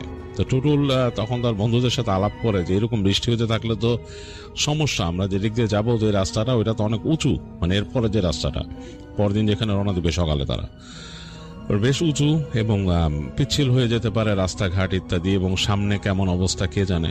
তো আমরা কেউ দিকে যাবো, নাহলে তো আবার ঘুরে চলে যেতে হবে। তো ফ্রেন্ডরা বলো অবশ্যই যাবো, যেহেতু আসছি সবাই যাবো, অসুবিধা নেই, দেখি কি অবস্থা কালকে সকাল পর্যন্ত। যাই হোক, অনেক গভীর রাত পর্যন্ত তারা গল্প করে এবং বিভিন্ন রকমের গল্প হয় তাদের মাঝে। তো পরদিন সকালে এই যেহেতু একটু মেঘলা এবং বৃষ্টি, ঘুম থেকে উঠতে উঠতে একটু বেলা হয়ে যায় তাদের। দেখে প্রায় 10:30 বেজে গেছে, আর বাইরে ঝুম বৃষ্টি, একেবারে আকাশ অন্ধকার করে একেবারে আকাশ ফেটে পানি নামছে, এরকম একটা অবস্থা। তো টুটুলরা আলাপ করে একে অপরের সাথে যে বেরোবে কিনা, এরকম বৃষ্টিতে কিভাবে বেরোনো সম্ভব, এরকম ঝুম বৃষ্টিতে যাবেই বা কিভাবে। তো তারা আলাপ করছে, এবং এইখানে তারা যেখানে আছে যেই জায়গায়, সেই জায়গাটা থাকার মতো এত সুন্দর কোনো জায়গা না। এই জায়গায় থেকে মানে আটকা পড়ে থেকে এনজয় করার মতো কিছুই নাই, মানে মোটামুটি একটা বন্দিশালার মতোই, মুরগির খোয়ারের মতো লাগছে নিজেদের কাছে। তো যাই হোক, তারা বসে আছে, বৃষ্টি আর থামছে না। তো এর মাঝে তারা তো জানে নিজেরাও পাহাড়ের অবস্থা, যে ওখানে পাহাড় থেকে ঢল নামে, অনেক সময় দেখা যাচ্ছে ল্যান্ডস্লাইড হয় এরকম ঝুম বৃষ্টিতে। এগুলো নিয়ে আলাপ করতেছে। তাদের মধ্যে একজন বললো যে এক কাজ করবা নাকি, আমরা কি আজকে থেকে কালকে চলে যাই, ওদিকে না যাই। তো টুটুল বললো না, মানে সে আসলে এটার পক্ষপাতী না, সে বলছে না আসছি যখন যাবো ওই দিক দিয়ে কি হয়েছে। তো তার ফ্রেন্ড বললো যে আরে ভাই বুঝতেছো না তুমি, এখান থেকে যাবা ওরকম উঠবা, অত উপর উঠবা, ওখানে রাস্তাঘাট কিন্তু পিচ্ছিল হয়ে আছে, একেবারে কঠিন অবস্থা। আর যদি ল্যান্ডস্লাইড হয়ে থাকে কোথাও তো একদম খবর আছে, কারণ ওদিক দিয়ে কিন্তু গেলে আবার যদি আটকায় যাও তখন কিন্তু আবার ব্যাক করে আসা লাগবে। আর টুটুলটা যেখানে যাচ্ছিল ওই জায়গাটা অনেক উঁচু আর কি। যাই হোক, আমি স্পেসিফিকলি বলছি না, টুটুল লোকেশন গুলা বলতে নিষেধ করছে জন্য। যাই হোক, বেশ উঁচু জায়গা, অনেক উঁচা পাহাড় আর কি, একদম খাড়া উঠতে হয় আবার খাড়া নামতে হয় এরকম। তো যাই হোক, এই তো মানে নিজেদের মধ্যে এগুলো ডিসকাশন হচ্ছে তাদের যে যাবে কি যাবে না। তো মনে হলো একটু মানে তাদের ভেতরেই একটু মানে কথা নিজেদের মধ্যে একটু অন্যরকম হয়ে গেল। নিজেরা একটু টুটুল মোটামুটি যাওয়ার পক্ষে, সে যাবেই। আর বাকি যারা আসছে বন্ধুরা তাদের মধ্যে আবার তারা টোটাল 5 জন, তো ওদের 4 জনের মধ্যেই আবার একটু মতবিরোধ আছে। 2 জন চাচ্ছে টুটুলের মতো যেতে এবং 2 জন চাচ্ছে যে তারা ব্যাক করে চলে যাবে এখান থেকে। তো যাই হোক, তো এরকম কথা বলতে বলতে এখন দেখা গেছে যে দুপুর গড়ায় গেছে এবং বৃষ্টিটা তখনও থামছে না, মানে কঠিন একটা অবস্থা। তো দুপুর 2টা 2:30টার পরে গিয়ে বৃষ্টিটা একটু ধরে আসছে, মানে বৃষ্টি কমে গেছে, ঝিরি ঝিরি ঝিরি ঝিরি পড়তেছে। তো টুটুল মোটামুটি ডিটারমাইন্ড, সে বলতেছে যে আমি রওনা দিব। তো বাকি 4 জনের মধ্যে দেখা গেল তাদের মধ্যে নিজেদের ভেতরে তারা আবার টুটুলের সাথে এটা বললো না, একটু নিজেরা মানে আলাদা হয়ে বাকবিতণ্ডা হয়ে তারা বললো যে আচ্ছা চলো, মানে শেষ পর্যন্ত ডিসাইড হলো যাবে সবাই। তো তখন বৃষ্টি ঝিরি ঝিরি পড়তেছে। তো তারা ফাইনালি যখন লাগেজ প্যাক করলো বাইকে, তখন প্রায় 3:30টার মতো বেজে গেছে। তো তারা তখন আলাপ করতেছে যে আমরা কি এরকম যেতে পারবো নাকি, এই সময় থেকে এখান থেকে গিয়ে ঘুরে এসে, মানে তাদের যেতে হবে কিন্তু বেশ লম্বা একটা জায়গা। তো বলতেছে অন্ধকার হয়ে যেতে পারে রাস্তা, আর যদি বৃষ্টি বাড়ে তাহলে তো কঠিন অবস্থা। তো টুটুল বললো যে আসলে আর চলো, কোনো কিছু হবে না, সমস্যা নাই। আর ওই 4 জন বন্ধু যে আসছে তাদের মধ্যে 2 জন বলছে কোনো সমস্যা নাই। তো যাই হোক, সে হোটেলের যে মানে তারা যে ছিল হোটেল না, ওইটা একটা কাইন্ড অফ মোটেলের মতো আর কি, থাকার জায়গা। সেখানকার লোকটাও মোটামুটি তাদেরকে একটু ডিসকারেজ করলো আজকে যাওয়ার জন্য, কিন্তু টুটুলরা এটা শুনলো না, তারা রওনা দিয়ে দিল। তো যখন তারা ফাইনালি ওখান থেকে বেরোয় আসতেছে তখন কিন্তু 3টার পরে, এবং বেশ কিন্তু সময় পার হয়ে গেছে, এবং ঝিরি ঝিরি ঝিরি ঝিরি বৃষ্টি হচ্ছে। তাদের রেইনকোট পরে নিছে সবাই এবং যাচ্ছে। তো আকাশ অন্ধকার, মানে অন্ধকার বলতে কি অনেকটা মনে হচ্ছে তখনই সন্ধ্যা হয়ে গেছে এরকম।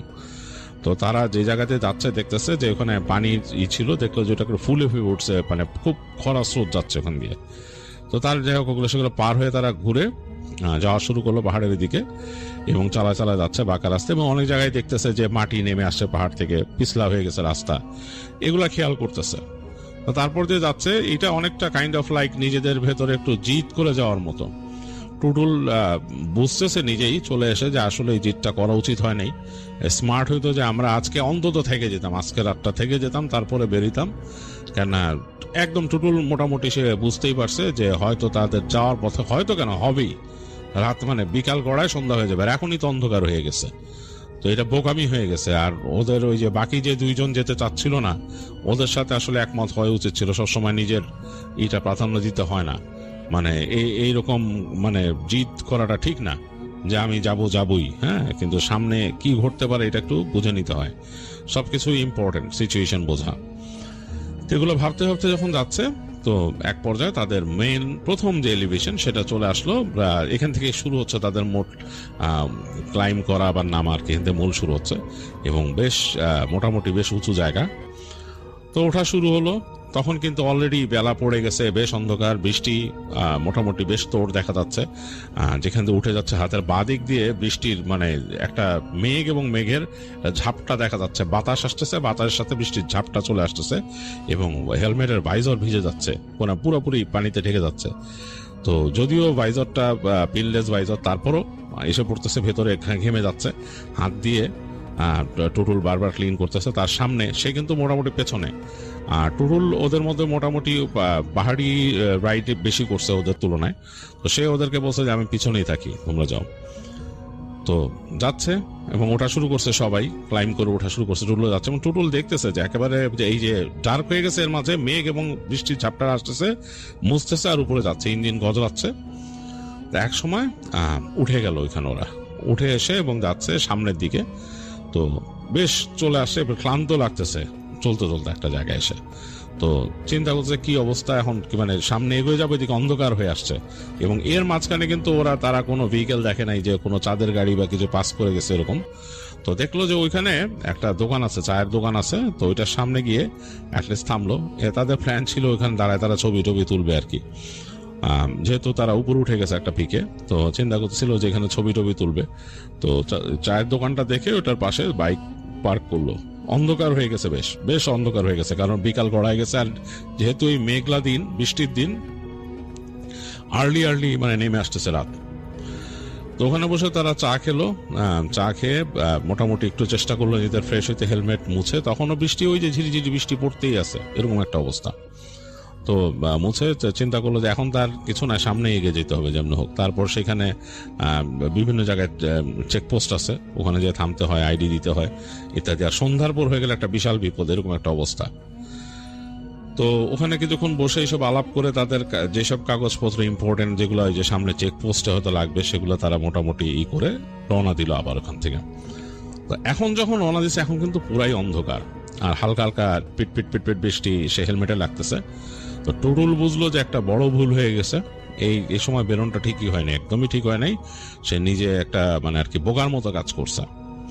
আর তার যে কমিউনিকেটর আগের দিন চার্জ না দেওয়া, এটা বারবার তাকে লো সিগন্যাল দিতেছে, বলতেছে ব্যাটারি লো। তো যাই হোক, সে এমনিও খুব একটা কথা এখন বলতেছে না, কেন জানি তাদের চারজনের মধ্যে একটা মানে নীরবতা নেমে আসে, কথাবার্তা একদম কম হচ্ছে।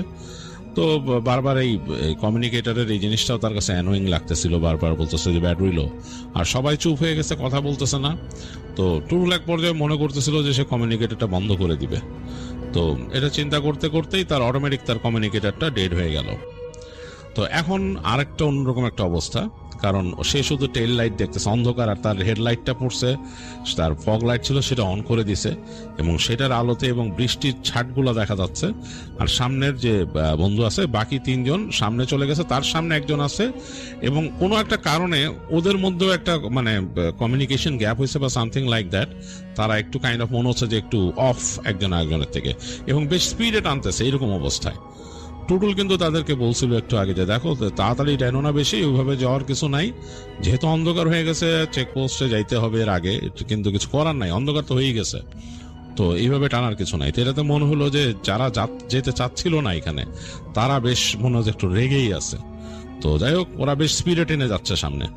তো টুটুলও এক পর্যায়ে চিন্তা করছে থাক গেলে যাক, সে কেয়ার করতেছে না, এরকম একটা অবস্থা। নিজেদের ভিতরে একটা কেমন জানি মানে মিসআন্ডারস্ট্যান্ডিং হয়ে গেছে। তো টুটুল দেখতেছে যে সামনের একটা টেল লাইট এরকম, তারপরে সে বারবার হেলমেটের গ্লাসটা মুছতেছে, ছোট ছোট ওই যে বৃষ্টির ড্রপ আসতেছে, সেটা হাত দিয়ে সরায় হেলমেটটাকে ক্লিন করে সামনে যাচ্ছে। দুই পাশে একদম ঝোপের মতো, এবং সে জানে যে এই পাশের বা পাশের ঝোপের পাশেই নিচে একদম খাত, কিন্তু অনেক নিচে অনেক উপরে আছে তারা, এবং রাস্তাটার কিছু কিছু জায়গায় ভেঙে গেছে, ভাঙা ওই যে পাথরের নুড়িগুলো আর কি, পিচ উঠে যে নুড়ি বের হয়ে গেছে সেখানে, ওটা পিচ্ছিল, খুব সাবধানে চালাতে হইতেছে। আর সেই সময় তার যে বাইক, সেখানে কিন্তু এবিএস ছিল না, জাস্ট ডুয়াল ডিস্কের বাইক। তখন চলতে চলতে তো এক পর্যায়ে টুটুল হঠাৎ করে ব্রেক ধরে দেখতেছে যে তার ব্রেকটা ধরতেছে না। তো টুটুলের ভয় লেগে গেল, ব্রেক ধরতেছে না কেন, সে প্রচন্ড ভয় পেয়ে গেছে।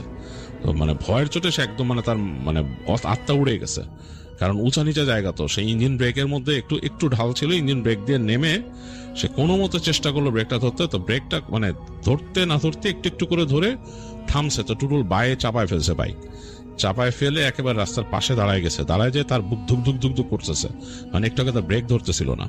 তো সে তাকায় দেখতেছে যে তার যে ডিস্কের থেকে ধোঁয়া উঠতেছে, মানে পানি পড়তেছে, যে চিটচিট বৃষ্টির পানিগুলো পড়তেছে, ধোঁয়া উঠতেছে, মানে ডিস্ক অনেক গরম হয়ে গেছে এরকম চলতে চলতে। তো সে সাথে সাথে বাইকটাকে সাইড করলো, সাইড করে সে কমিউনিকেটর অন করে দেখার চেষ্টা করলো যে কানেক্ট হয় নাকি। সামনের যে লাইটটা হারায় গেছে তার সামনে থেকে, মানে তার সামনে যে বাইকটা ছিল হারায় গেছে।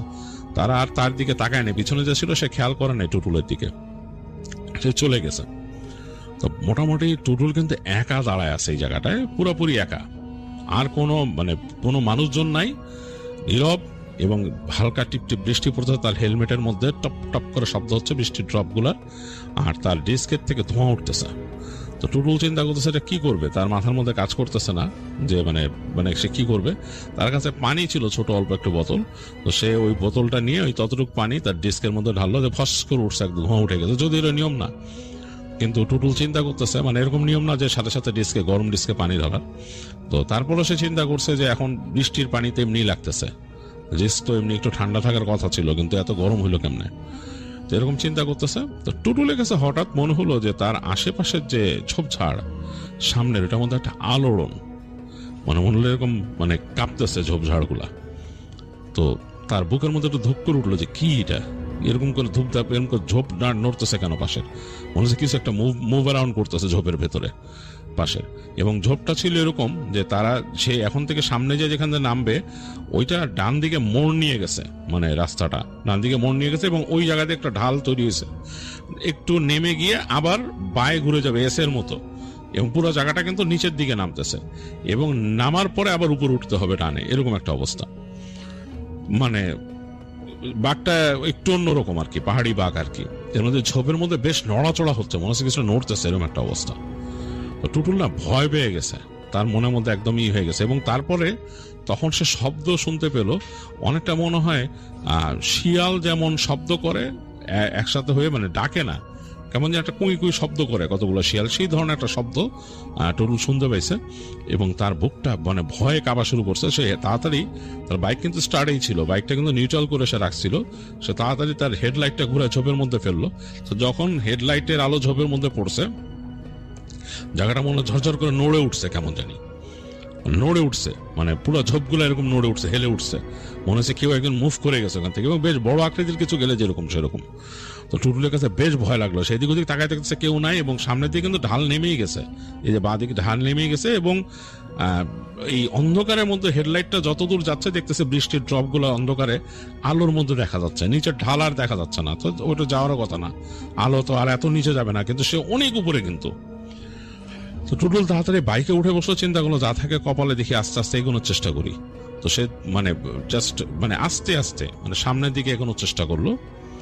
একটু সামনে যাওয়ার পর তার কাছে মনে হলো যে কেমন জানি এই খালি জায়গাটা কেমন ঘোলাটে, মানে সামনের যে ফাঁকা জায়গাটা মনে হচ্ছে তার আলোটা যে পড়ছে এমন জায়গা, সেই জায়গায় কোনো মানে ধোঁয়া বা মেঘের কুণ্ডলির মতো, সেটার মধ্যে তার আলোটা যে পড়ছে, এবং আলো ওই ধোঁয়ার কুণ্ডলিটা পার হয়ে যাচ্ছে না, ওইখানে বাধা পড়ে যাচ্ছে আলোটা, এরকম একটা অবস্থা। মানে যেটা মানে সে তখন ভাবলো যে মেঘ কি উড়ে আসতেছে, কেন একটু আগেও দেখছে মেঘ বেঁচে গেছে, তারা কিন্তু মেঘের মধ্যে দিয়ে চলছে, এটা মেঘের মতো না, কেমন যেন একটু ডিফারেন্ট, মানে একটা মানে মানে আগুন জ্বললে যেরকম উঠে, আগুনের যেমন একটা মরিচিকার মতো উঠে, ওইরকম কাইন্ড অফ লাইক দ্যাট, কিন্তু আরো বেশ ডিপ, সেটার মধ্যে যে আলো আবার পাস হয়ে যাচ্ছে না, এরকম একটা অবস্থা।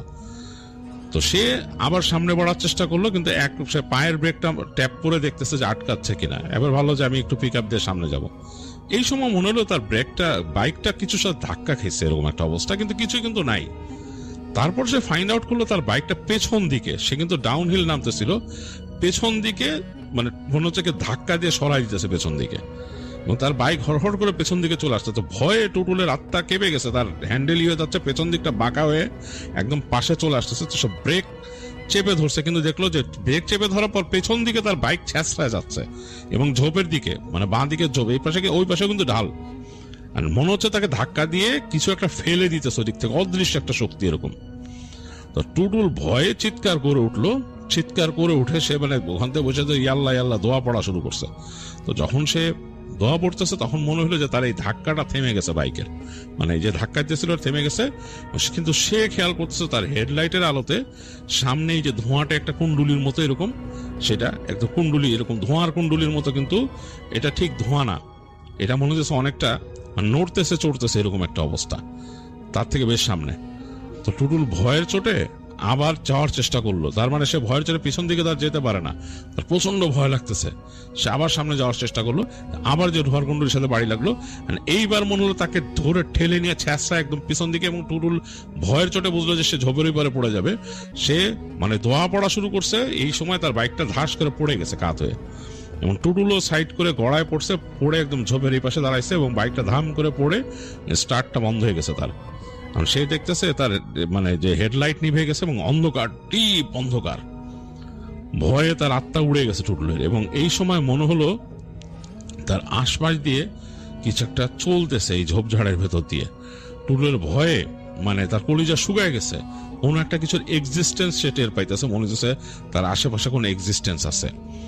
এবং মানে হালকা বৃষ্টি যে ছিল সেটা একটু স্পিড বেড়ে গেছে, পটপট পটপট করতেছে, এবং ডিপ অন্ধকার পাহাড়ের উপরে এইরকম একটা অবস্থা।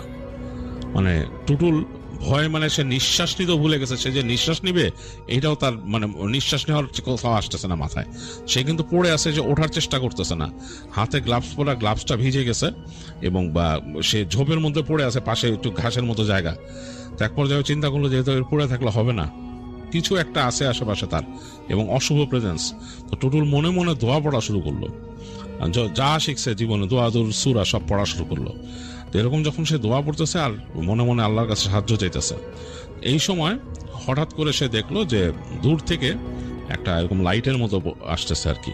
তো সে লাইটের মধ্যে সে খেয়াল করলো যে একটা বাইকের সাউন্ড শোনা যাচ্ছে।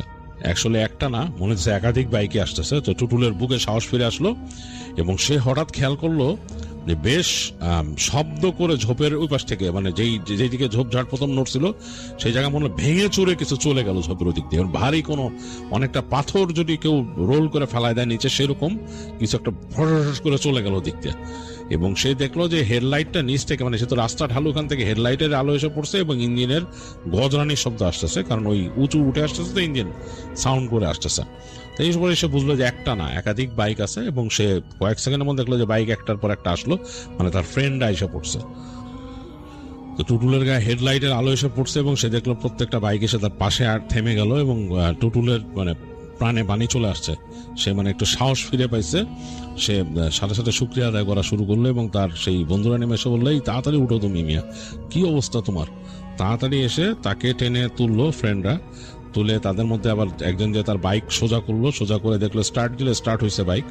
তো যে নাকি প্রথম ছিল, যে আসছে, যার মানে বাইকটা ফার্স্ট থামছে, সে বলতেছে যে এই তাড়াতাড়ি চলতে, তাড়াতাড়ি যেতে হবে, তাড়াতাড়ি যেতে হবে, এই চলো টুটুল তুমি চালাইতে পারবো বাইক, জিজ্ঞেস করতেছে। টুটুল বলতেছে যে হ্যাঁ পারবো চালাইতে, বলে তাড়াতাড়ি চলো। তো তুমি এক কাজ করো, তুমি একজনের পরে থাকো। তো প্রথম তাদের মধ্যে যে সবচেয়ে পিছনে আসছিল সে প্রথমে দাঁড়াইলো, টুটুলের সেকেন্ডে দিয়ে দিল, আর যে এখানে ফার্স্ট আসছিল সে কেন জানি পিছনে থাকবে না, সে বলতেছে যে আমি টুটুলের সাথেই থাকি, তুমি আসো পিছনে জন। তো যাই হোক, 4 জনে রওনা দিল এখান থেকে, এবং আস্তে আস্তে নামতেছে। টুটুল বলতেছে যে আমার ব্রেক এরকম গরম হয়ে গেছিল, বলে আর ব্যাপার না, চলো আস্তে আস্তে, অসুবিধা নেই। এখন ধরতেছে? টুটুল বলছে হ্যাঁ ধরতেছে, ব্রেক বেশি ট্যাপ করো না, ইঞ্জিন ব্রেকে চলো। যাই হোক, তারা নেমে গেল, নেমে এরকম যাচ্ছে, এবং তারা যখন নাকি এখান থেকে নেমে ঘুরে আরেকটা বাঁকের ওই সাইড দিয়ে যাচ্ছে, এই দিকটা কিন্তু পুরোপুরি ঢাল, এখন যেখান দিয়ে নামতেছে এই দিক দিয়ে বেশ দূর পর্যন্ত নিচু ঢাল দেখা যায়। ওইখানে যখন তারা আসছে বাঘটা নিচ্ছে, ওই সময় একটা শব্দ শুনলো, একটা হুঙ্কারের মতো ভয়ঙ্কর। এটা কোন প্রাণী তারা বলতে পারবে না। টুটুল তো বলছে যে অশরীরী কিছু, মানে টুটুল তো জানেই, কিন্তু মানে এইটার সাথে কোনো কিছুর মিল নাই। একটা ভয়ঙ্কর ডাক ওই ঝোপের ওই পাশ থেকে আসছে, মানে কোনো প্রাণীর সাথে মিল নাই। তো এটা শুনে ওরা সবাই ভয় পেয়েছে, এবং সবাই বলছে যে টান দাও তাড়াতাড়ি, যেমনে পারো। তো যাই হোক, তারা মোটামুটি চালালো, খুব স্পিডে চালাইতে তো তারা এক সময় সেইখানকার যে ক্যাম্প আছে, আর্মি ক্যাম্পের কাছে চলে আসলো। আবার আসার পর তাদেরকে ওখানে চেকপোস্টে বললো যে রাত্রেবেলা কি এসে, তখন তারা বললো যে আমরা রাস্তায় এরকম বেরিয়েছিলাম, বৃষ্টির কারণে আটকে গেছিলাম, ইত্যাদি ইত্যাদি বলার পরে যাই হোক ওনারা ওই তাদের আইডি চেক করে রেখে এসে বললো যে এখন আর কি করার, এখানে এই রাত্রেবেলা বসে থাকেন, আর এখন এই রাত্রেবেলা আর যাওয়া যাবে না। তো তাদেরকে আর যেতে দিল না, ওইখানেই তারা ওখানে করতে বসলো, থাকতে বললো আর কি। তো খুব ভালো কোনো সুবিধা তেমন একটা ছিল না, যাই হোক ওখানে থাকতে হয়েছে তাদের। তবে থ্যাঙ্কস গড যে তারা একটা আশ্রয় পাইছে ওইখানে যে থাকার জন্য রাতের বেলা। তো ওইখানে বসলো, তো বসে তারা আলাপ করতেছে। তো ওই ফ্রেন্ড যে নাকি টুটুল যখন পড়ে গেছে, যে ফার্স্ট আসছিল, সে বললো যে আমি ফার্স্ট রিয়েলাইজ করি, কেন আমি ছিলাম আগে পিছনে, সবার পিছনে ছিলাম আমি, আমার তো তোমার সাথে কমিউনিকেট রাখার কথা। আসলে আমাদের মধ্যে একটা মিসআন্ডারস্ট্যান্ডিং হয়ে ভুল হয়ে গেছে, রাত্রেবেলা এরকম উচিত না, আমরা কোনো সময় উচিত না মিসআন্ডারস্ট্যান্ডিংটা হওয়া, কারণ একসাথে যেহেতু আসছি একসাথেই যাব। কিন্তু ঘটনা হয়েছে কি, হঠাৎ করে আমি রিয়েলাইজ করছি যে আমার পিছনে হেডলাইটটা নাই।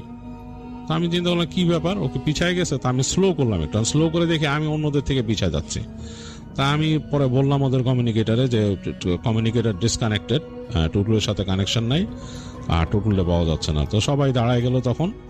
তো তারপরে আমরা ঘুরাইছি, আমি যেহেতু পিছিয়ে ছিলাম আমি ঘুরাই ফেললাম বাইক আগে, তো যাচ্ছি।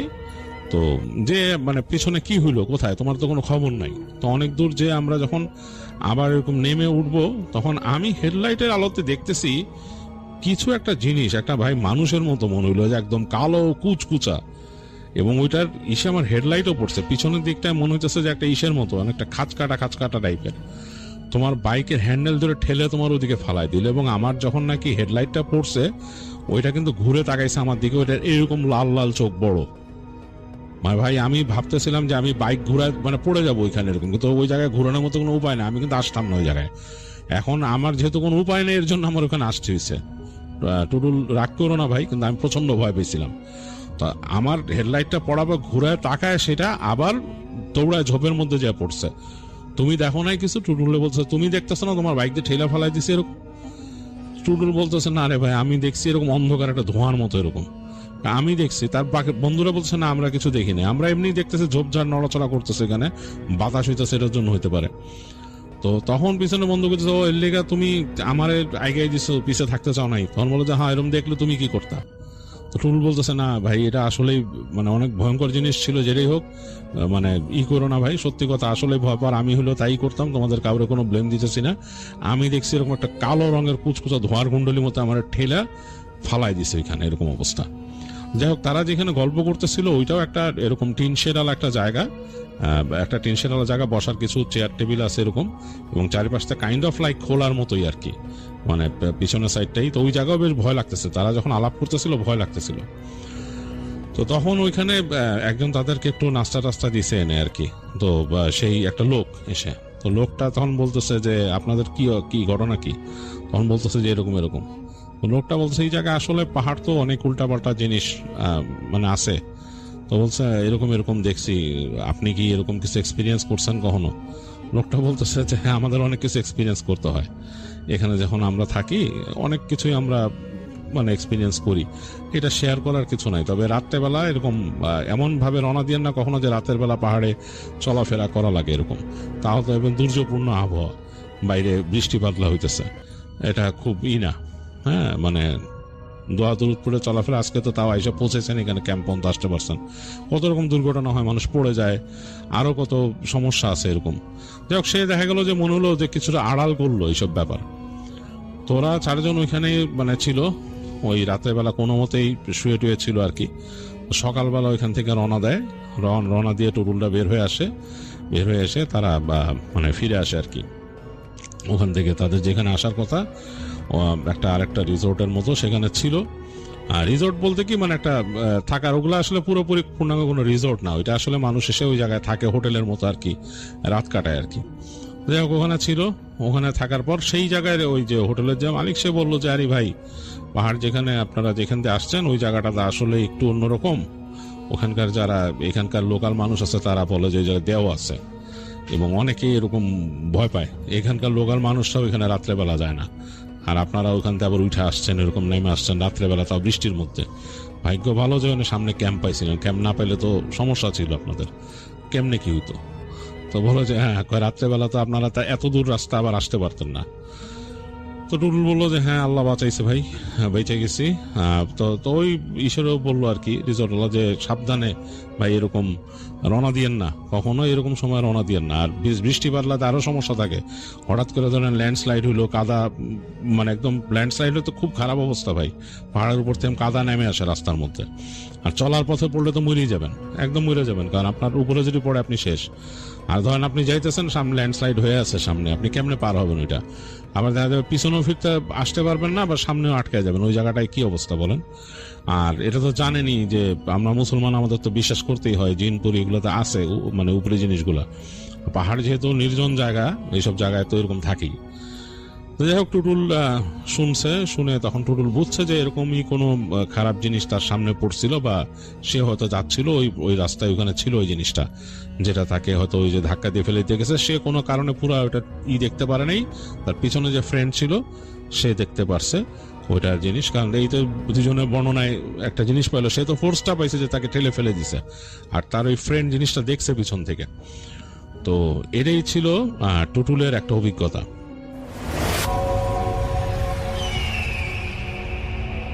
আরও একটা ঘটনায় চলে যাব আমরা, এবং এই ঘটনাটা একটা অডিও ক্লিপ। চলুন শুনে আসি অডিও ক্লিপটি। আশা করছি এই অডিও ক্লিপটিও আপনাদেরকে অনেক অনেক আনন্দ দেবে। চলুন শুনে আসি। আসসালামু আলাইকুম রাসেল ভাইয়া। আমি জানি রাসেল ভাইয়া আপনি অলওয়েজ ভালোর দলে থাকেন, তাই জিজ্ঞেস করব না আপনি কেমন আছেন। আলহামদুলিল্লাহ, আমরাও ভালো আছি। আমার নাম নাবিলা তাসিন এবং আমি কানাডাতে থাকি। আমার অনেক ইচ্ছা আমি স্টুডিওতে গিয়ে আপনাদের সাথে ঘটনা শেয়ার করব, but the problem is I am out of Bangladesh right now, so এটা পসিবল হচ্ছে না। বাট আমার অনেক ইচ্ছা আছে যে আমি স্টুডিওতে গিয়ে রাসেল ভাইয়ের সামনে বসে ঘটনা শেয়ার করব। এনিওয়েজ, যাই হোক, আমি আমার ঘটনায় চলে যাচ্ছি। এই ঘটনাটা আমার একজন পরিচিত ভাইয়ার সাথে ঘটেছে। ওনার নাম আসলে আমি মেনশন করতে চাচ্ছি না, ওনাকে রাকিব ভাইয়া নামে মেনশন করছি। এন্ড এই স্টোরিটা ঘটে প্রায় আজ থেকে 7 থেকে 8 বছর আগে। তো এই ভাইয়া থাকতো চিটাগংয়ে, ওনার সাথে একটা মেয়ের রিলেশন হয় যে থাকতো ঢাকাতে। দিন দিন রিলেশনটা অনেক ডিপ হয়। মেয়েটা ভাইয়াকে অনেক লাভ করতো, ভাইয়াও লাভ করতো। ওইরকম চলতে থাকে। ভাইয়া ওই টাইমে স্টুডেন্ট ছিল। এক পর্যায়ে আপুটা ভাইয়াকে বিয়ে করার জন্য প্রেশার দিতে থাকে। এখন ভাইয়া আনএস্টাবলিশ ছিল, সো বেসিক্যালি ওনার ফ্যামিলি কখনোই এই বিয়েতে রাজি হবে না। একটা আনএস্টাবলিশ ছেলেকে কেউ মেয়েও বিয়ে দিতে চাইবে না। তো এগুলা নিয়ে অলওয়েজ আপুটার সাথে ভাইয়ার অনেক ঝগড়া হতো। এক পর্যায়ে আপুটা ওনাকে বলে, ঠিক আছে আমরা বিয়ে করি, বাট আমার ফ্যামিলির কেউ জানবে না, তোমার ফ্যামিলির কাউকে আমরা বলবো না, এটা জাস্ট আমাদের দুজনের মধ্যে থাকবে। আমি জাস্ট তোমাকে পার্মানেন্টলি পেতে চাই। যাই হোক, অনেক অনেক ঝগড়া হয় ওদের দুজনের মধ্যে। অনেকদিন এটা নিয়ে কথা কাটাকাটি হয়। ভাইয়া টোটালি রেডি ছিল না বিয়ে করতে। এক পর্যায়ে আপুটার প্রেশারে পড়ে উনি রাজি হয় বিয়ে করার জন্য। তো ওরা কোর্ট ম্যারেজ করে রাখে। কোর্ট ম্যারেজ করে রাখার পরে আপুটার আব্বা ছিল অনেক বেশি রাগী। উনি আই থিঙ্ক আর্মির মেজর বা সামথিং কিছু একটা ছিল, অনেক রাগী ছিল। তো তারপর কোনোভাবে উনি জানতে পারে যে ওনার মেয়ের একটা ছেলের সাথে রিলেশন, বাট উনি বিয়ের ব্যাপারে কিছু জানতো না, ওই আপুটার বাবা বা ফ্যামিলি। তো উনি ওই আপুটাকে ফোর্স করতে থাকে যে হ্যাঁ ঠিক আছে, তুই যার সাথে রিলেশন করছিস তার সাথে তুই ব্রেকআপ কর, আমাদের সাথে ওই ওই ছেলের যাবে না। সেকেন্ড কথা হচ্ছে ওই ভাইয়ার আর্থিক অবস্থা বা ফ্যামিলির আর্থিক অবস্থা খুব বেশি ভালো ছিল না ওই আপুর তুলনায়, ওই আপুর ফ্যামিলির তুলনায়। যাই হোক, ওনার ফ্যামিলি থেকে আপুটাকে অনেক প্রেশার দিতে থাকে যে রিলেশন ব্রেক করার জন্য। অনেক মেন্টাল টর্চার হতে থাকে। এক পর্যায়ে আপুটা সত্যি কথা বলেই দেয় ওনার বাবাকে যে হ্যাঁ উনি অলরেডি বিয়ে করে ফেলেছে। তো এটা শোনার পর তো আরো আরো অনেক বেশি রেগে যায় ওনার বাবা। ফ্যামিলিতে প্রবলেম গুলো অনেক বেশি বেড়ে যায়। তো ওই আপুর বাবা ওই যে রাকিব ভাইয়া ওনাকে ফোন দিয়ে অনেক রকমের থ্রেট দিত যে হ্যাঁ আমার হাতে অনেক পাওয়ার, তুমি আমার মেয়ের লাইফ থেকে চলে যাও, না হলে আমি তোমার ফ্যামিলিতে অনেক প্রবলেম ক্রিয়েট করব, তোমার ফ্যামিলিকে মানে বিভিন্ন ধরনের থ্রেট দিতে থাকে। তো এদিক থেকে আপুটা অনেক অনেক যোগাযোগ করার ট্রাই করতো ওই ভাইয়ের সাথে, বাট কোনোভাবে করতে পারতো না। যাই হোক, কোনো না কোনো ভাবে ওনার কোনো ফ্রেন্ডের মাধ্যমে উনি ভাইকে ফোন দিয়ে বলে যে হ্যাঁ আমি তোমার কাছে চলে যেতে চাই, আমার এখানে থাকাটা খুব ইম্পসিবল হয়ে যাচ্ছে, আমাকে খুবই টর্চার করা হচ্ছে। আসলে এই ব্যাকগ্রাউন্ড স্টোরিটা বলার রিজন হচ্ছে আমি জাস্ট বুঝাতে চাচ্ছি যে আপুটা কি পরিমাণ মেন্টাল প্রেসারে ছিল। তো যেহেতু ভাইয়াটাকে ওনার ওই আপুর বাবা ফোন দিয়ে ট্রেড দিয়েছিল, উনি অনেক ভয় পেয়ে যায় এবং উনি বলে যে ঠিক আছে আমাদের মধ্যে যা হয়েছে তুমি ডিভোর্স করে দাও, আমরা কোনো কন্টাক্ট রাখবো না। তো আপুটা অনেক কান্না করে বলে যে কি বলো, তোমার সাথে আমি বিয়ে করেছি, কিভাবে পসিবল, আমরা এখন লিগালি হাজবেন্ড ওয়াইফ। বাট ভাইয়াটা যখন ট্রেডটা মানে ওনার উপর ওনার ফ্যামিলির উপর আসে উনি অনেক ভয় পেয়ে যায় ওই আপুর বাবার পক্ষ থেকে। সো উনি বলে দেয় যে না ঠিক আছে, আমার পক্ষে পসিবল না, আমি শুধু আমার নিজের জন্য আমার ফ্যামিলিকে সাফার করতে দিতে পারবো না। তো এটা ছিল লাস্ট কথা ওই আপুর সাথে ভাইয়ার। আপুটা জাস্ট এটাই বলে যে তুমি আমাকে এভাবে কষ্ট দিলা, তোমার জন্য আমি সবকিছু ত্যাগ করে দিলাম, কিন্তু তুমি সেটা মূল্যায়ন করতে পারো নাই, তুমি লাইফে কোনোদিন হ্যাপি হতে পারবে না। That's it. এরপর ভাইয়াটার সাথে আর আপুটার কোনো কন্ট্যাক্ট হয় নাই। তো এর 1-2 দিন পর ওই ভাইয়ার কাছে ওই আপুর ফ্রেন্ড কল দিয়ে অনেক কান্নাকাটি করতেছিল। তো ভাইয়া জিজ্ঞেস করলো যে কি হয়েছে। তখন ওই আপুটার ফ্রেন্ড বলল যে আপুটা সুইসাইড করছে। উনি ওই আপনার ফ্যানের সাথে ওড়না ঝুলিয়ে মানে সুইসাইড করেছে। তো এটা শোনার পর ভাইয়া তো এটা বিলিভ করতে পারেনি। উনি টোটালি ট্রাস্ট করতেছিল না। উনি বললো না এটা পসিবল না। তখন ওনার ফ্রেন্ড বললো যে হ্যাঁ তোমার জন্য ও মারা গেছে। তো রাকিব ভাই বললো আমার জন্য কিভাবে? তো বললো যে ও ফ্যামিলি থেকে অনেক বেশি প্রেসারে ছিল, অনেক কষ্টে ছিল, স্টিল ও সবকিছু ছেড়ে তোমার কাছে যাওয়ার জন্য রাজি ছিল, কিন্তু তুমি যখন ওকে একসেপ্ট করে নাও নাই তখন ওর কাছে অন্য কোনো ওয়ে ছিল না। কারণ ওর ফ্যামিলিতে অলরেডি সবাই জানাজানি হয়ে গেছিল, খুব খারাপ একটা সিচুয়েশনের মধ্যে দিয়ে যাচ্ছিল। সো উনি সুইসাইড করে নেয় ওই আপুটা। এরপর থেকে আসলে প্রবলেম শুরু হতে থাকে ভাইয়াটার সাথে। ভাইয়া তো চিটাঙে থাকতো। এরপর উনি অনেক মেন্টালি ভেঙে পড়ে, নিজেকে অনেক বেশি মানে দোষ দিত যে হয়তো বোনার কারণে এটা হয়েছে। যাই হোক, কয়েকদিন ভালো যায়। এরপর থেকে ভাইয়াটা সব জায়গায় ওই আপুটাকে দেখতে পেত। উনি যখন ঘুমাতে যাচ্ছে মনে হতো ওনার সামনে দাঁড়িয়ে আছে, ওনাকে বলছে যে হ্যাঁ ঠিক আছে আমার সাথে এরকম করলা, তুমি কোনদিন হ্যাপি হতে পারবা না। উনি হয়তো বা খাওয়া দাওয়া করছে, যখন স্পেশালি এটা হতো যখন উনি একা থাকতো, উনার মনে হতো যে ওই আপুটা ওনার পিছনে দাঁড়িয়েছে। তো এভাবে উনি সব জায়গায় ওই আপুটাকে দেখতে পেত। তো উনি দিন দিন খুব মেন্টালি ডিপ্রেস হয়ে যায়, মেন্টালি ভেঙে পড়ে যে ওনার সাথে এটা কি হচ্ছে। উনি কিন্তু অনেক বডি বিল্ডার একজন লোক ছিল। সো উনি ওয়েট লুজ করতে থাকে। তো ওনার ফ্যামিলির সবাই এটা নোটিস করে যে কি হচ্ছে। এখন ওনার ফ্যামিলির কেউ কিন্তু জানতো না যে ওনার এত কিছু হয়ে গিয়েছে। উনি লাস্টে উনি মানে এটা টলারেট করতে না পেরে উনি সব জায়গায়, উনি ইভেন রাতে একা ঘুমাতে পারতো না। ওনার ছোট ভাই ছিল, ছোট ভাইয়ের সাথে উনি ঘুমাতো। ওনার ছোট ভাইকে বললো যে প্লিজ তুই আমার সাথে ঘুমা, আমি একা ঘুমাতে পারতাম না।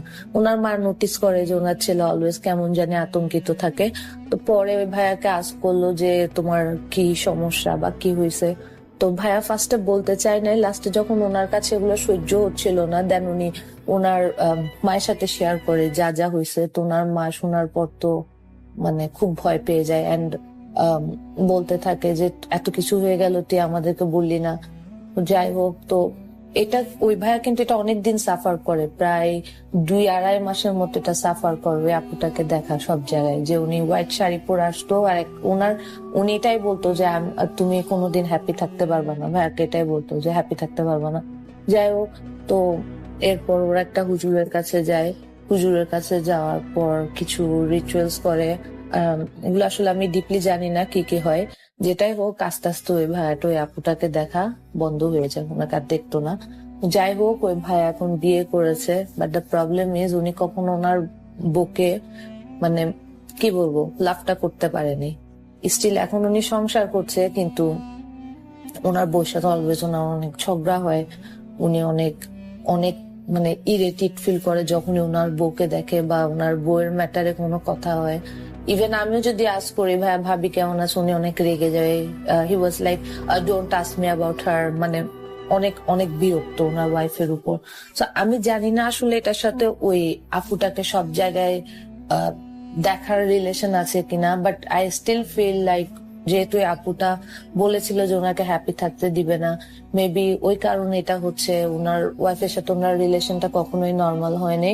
যাই হোক, আমি জানি না এই স্টোরিটা তো ভয়ের কিনা, বাট আমার কাছে খুব ভয় লেগেছিল যখন আমি শুনেছিলাম লাইক আপনার পিছনে এভরিওয়্যার কেউ থাকছে, যখনই আপনি একা, যখনই অন্য কোথাও যাচ্ছেন আপনার মনে হচ্ছে পিছন পিছন কেউ আসছে, এবং যাকে আপনি এক টাইমে বিয়েও করেছিলেন, like she is like your dead wife, she is everywhere. আপনি যেখানে যাচ্ছেন, আপনি খাচ্ছেন, উনি আপনার পাশে বসে আছে, বা আপনি শুতে যাচ্ছেন, উনি আপনার পাশে বসে আছে।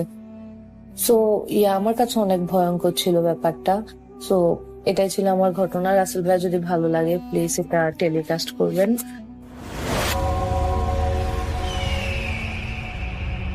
হ্যালো লিসেনার্স, আশা করি ঘটনাগুলো আপনাদের ভালো লেগেছে। আমি চেষ্টা করেছি বাছাই করে ঘটনাগুলো আপনাদের মাঝে শেয়ার করার। আমি প্রতিদিনই ঘটনাগুলো বাছাই করে আপনাদের মাঝে একটি করে এপিসোড শেয়ার করার চেষ্টা করি। যদি আমার ঘটনাগুলো একটু ভালো লাগে তাহলে অবশ্যই এই চ্যানেলটি সাবস্ক্রাইব করবেন। আর আপনারা কোথা থেকে এই ঘটনাগুলো শুনতেছেন যদি আপনাদের ঠিকানাগুলো জানান তাহলে আমি অনেক কৃতজ্ঞ হব, তাহলে আমি বুঝতে পারবো যে আপনারা কোথা থেকে শুনতেছেন। এছাড়াও আপনাদের মাঝে যদি কোনো ঘটনা থেকে থাকে তাহলে অবশ্যই আমাদের ইমেলে দেওয়া ঠিকানায় ঘটনাটা পাঠাবেন, তাহলে নেক্সট এপিসোডে আপনার সেই ঘটনাটা আমরা রাসেল ভাইয়ের মাধ্যমে অথবা আমরা নিজেরা পড়ে শোনাবো। তো ভালো থাকবেন, সুস্থ থাকবেন, এই প্রত্যাশায় আজকের মতো বিদায় নিচ্ছি। আল্লাহ হাফেজ।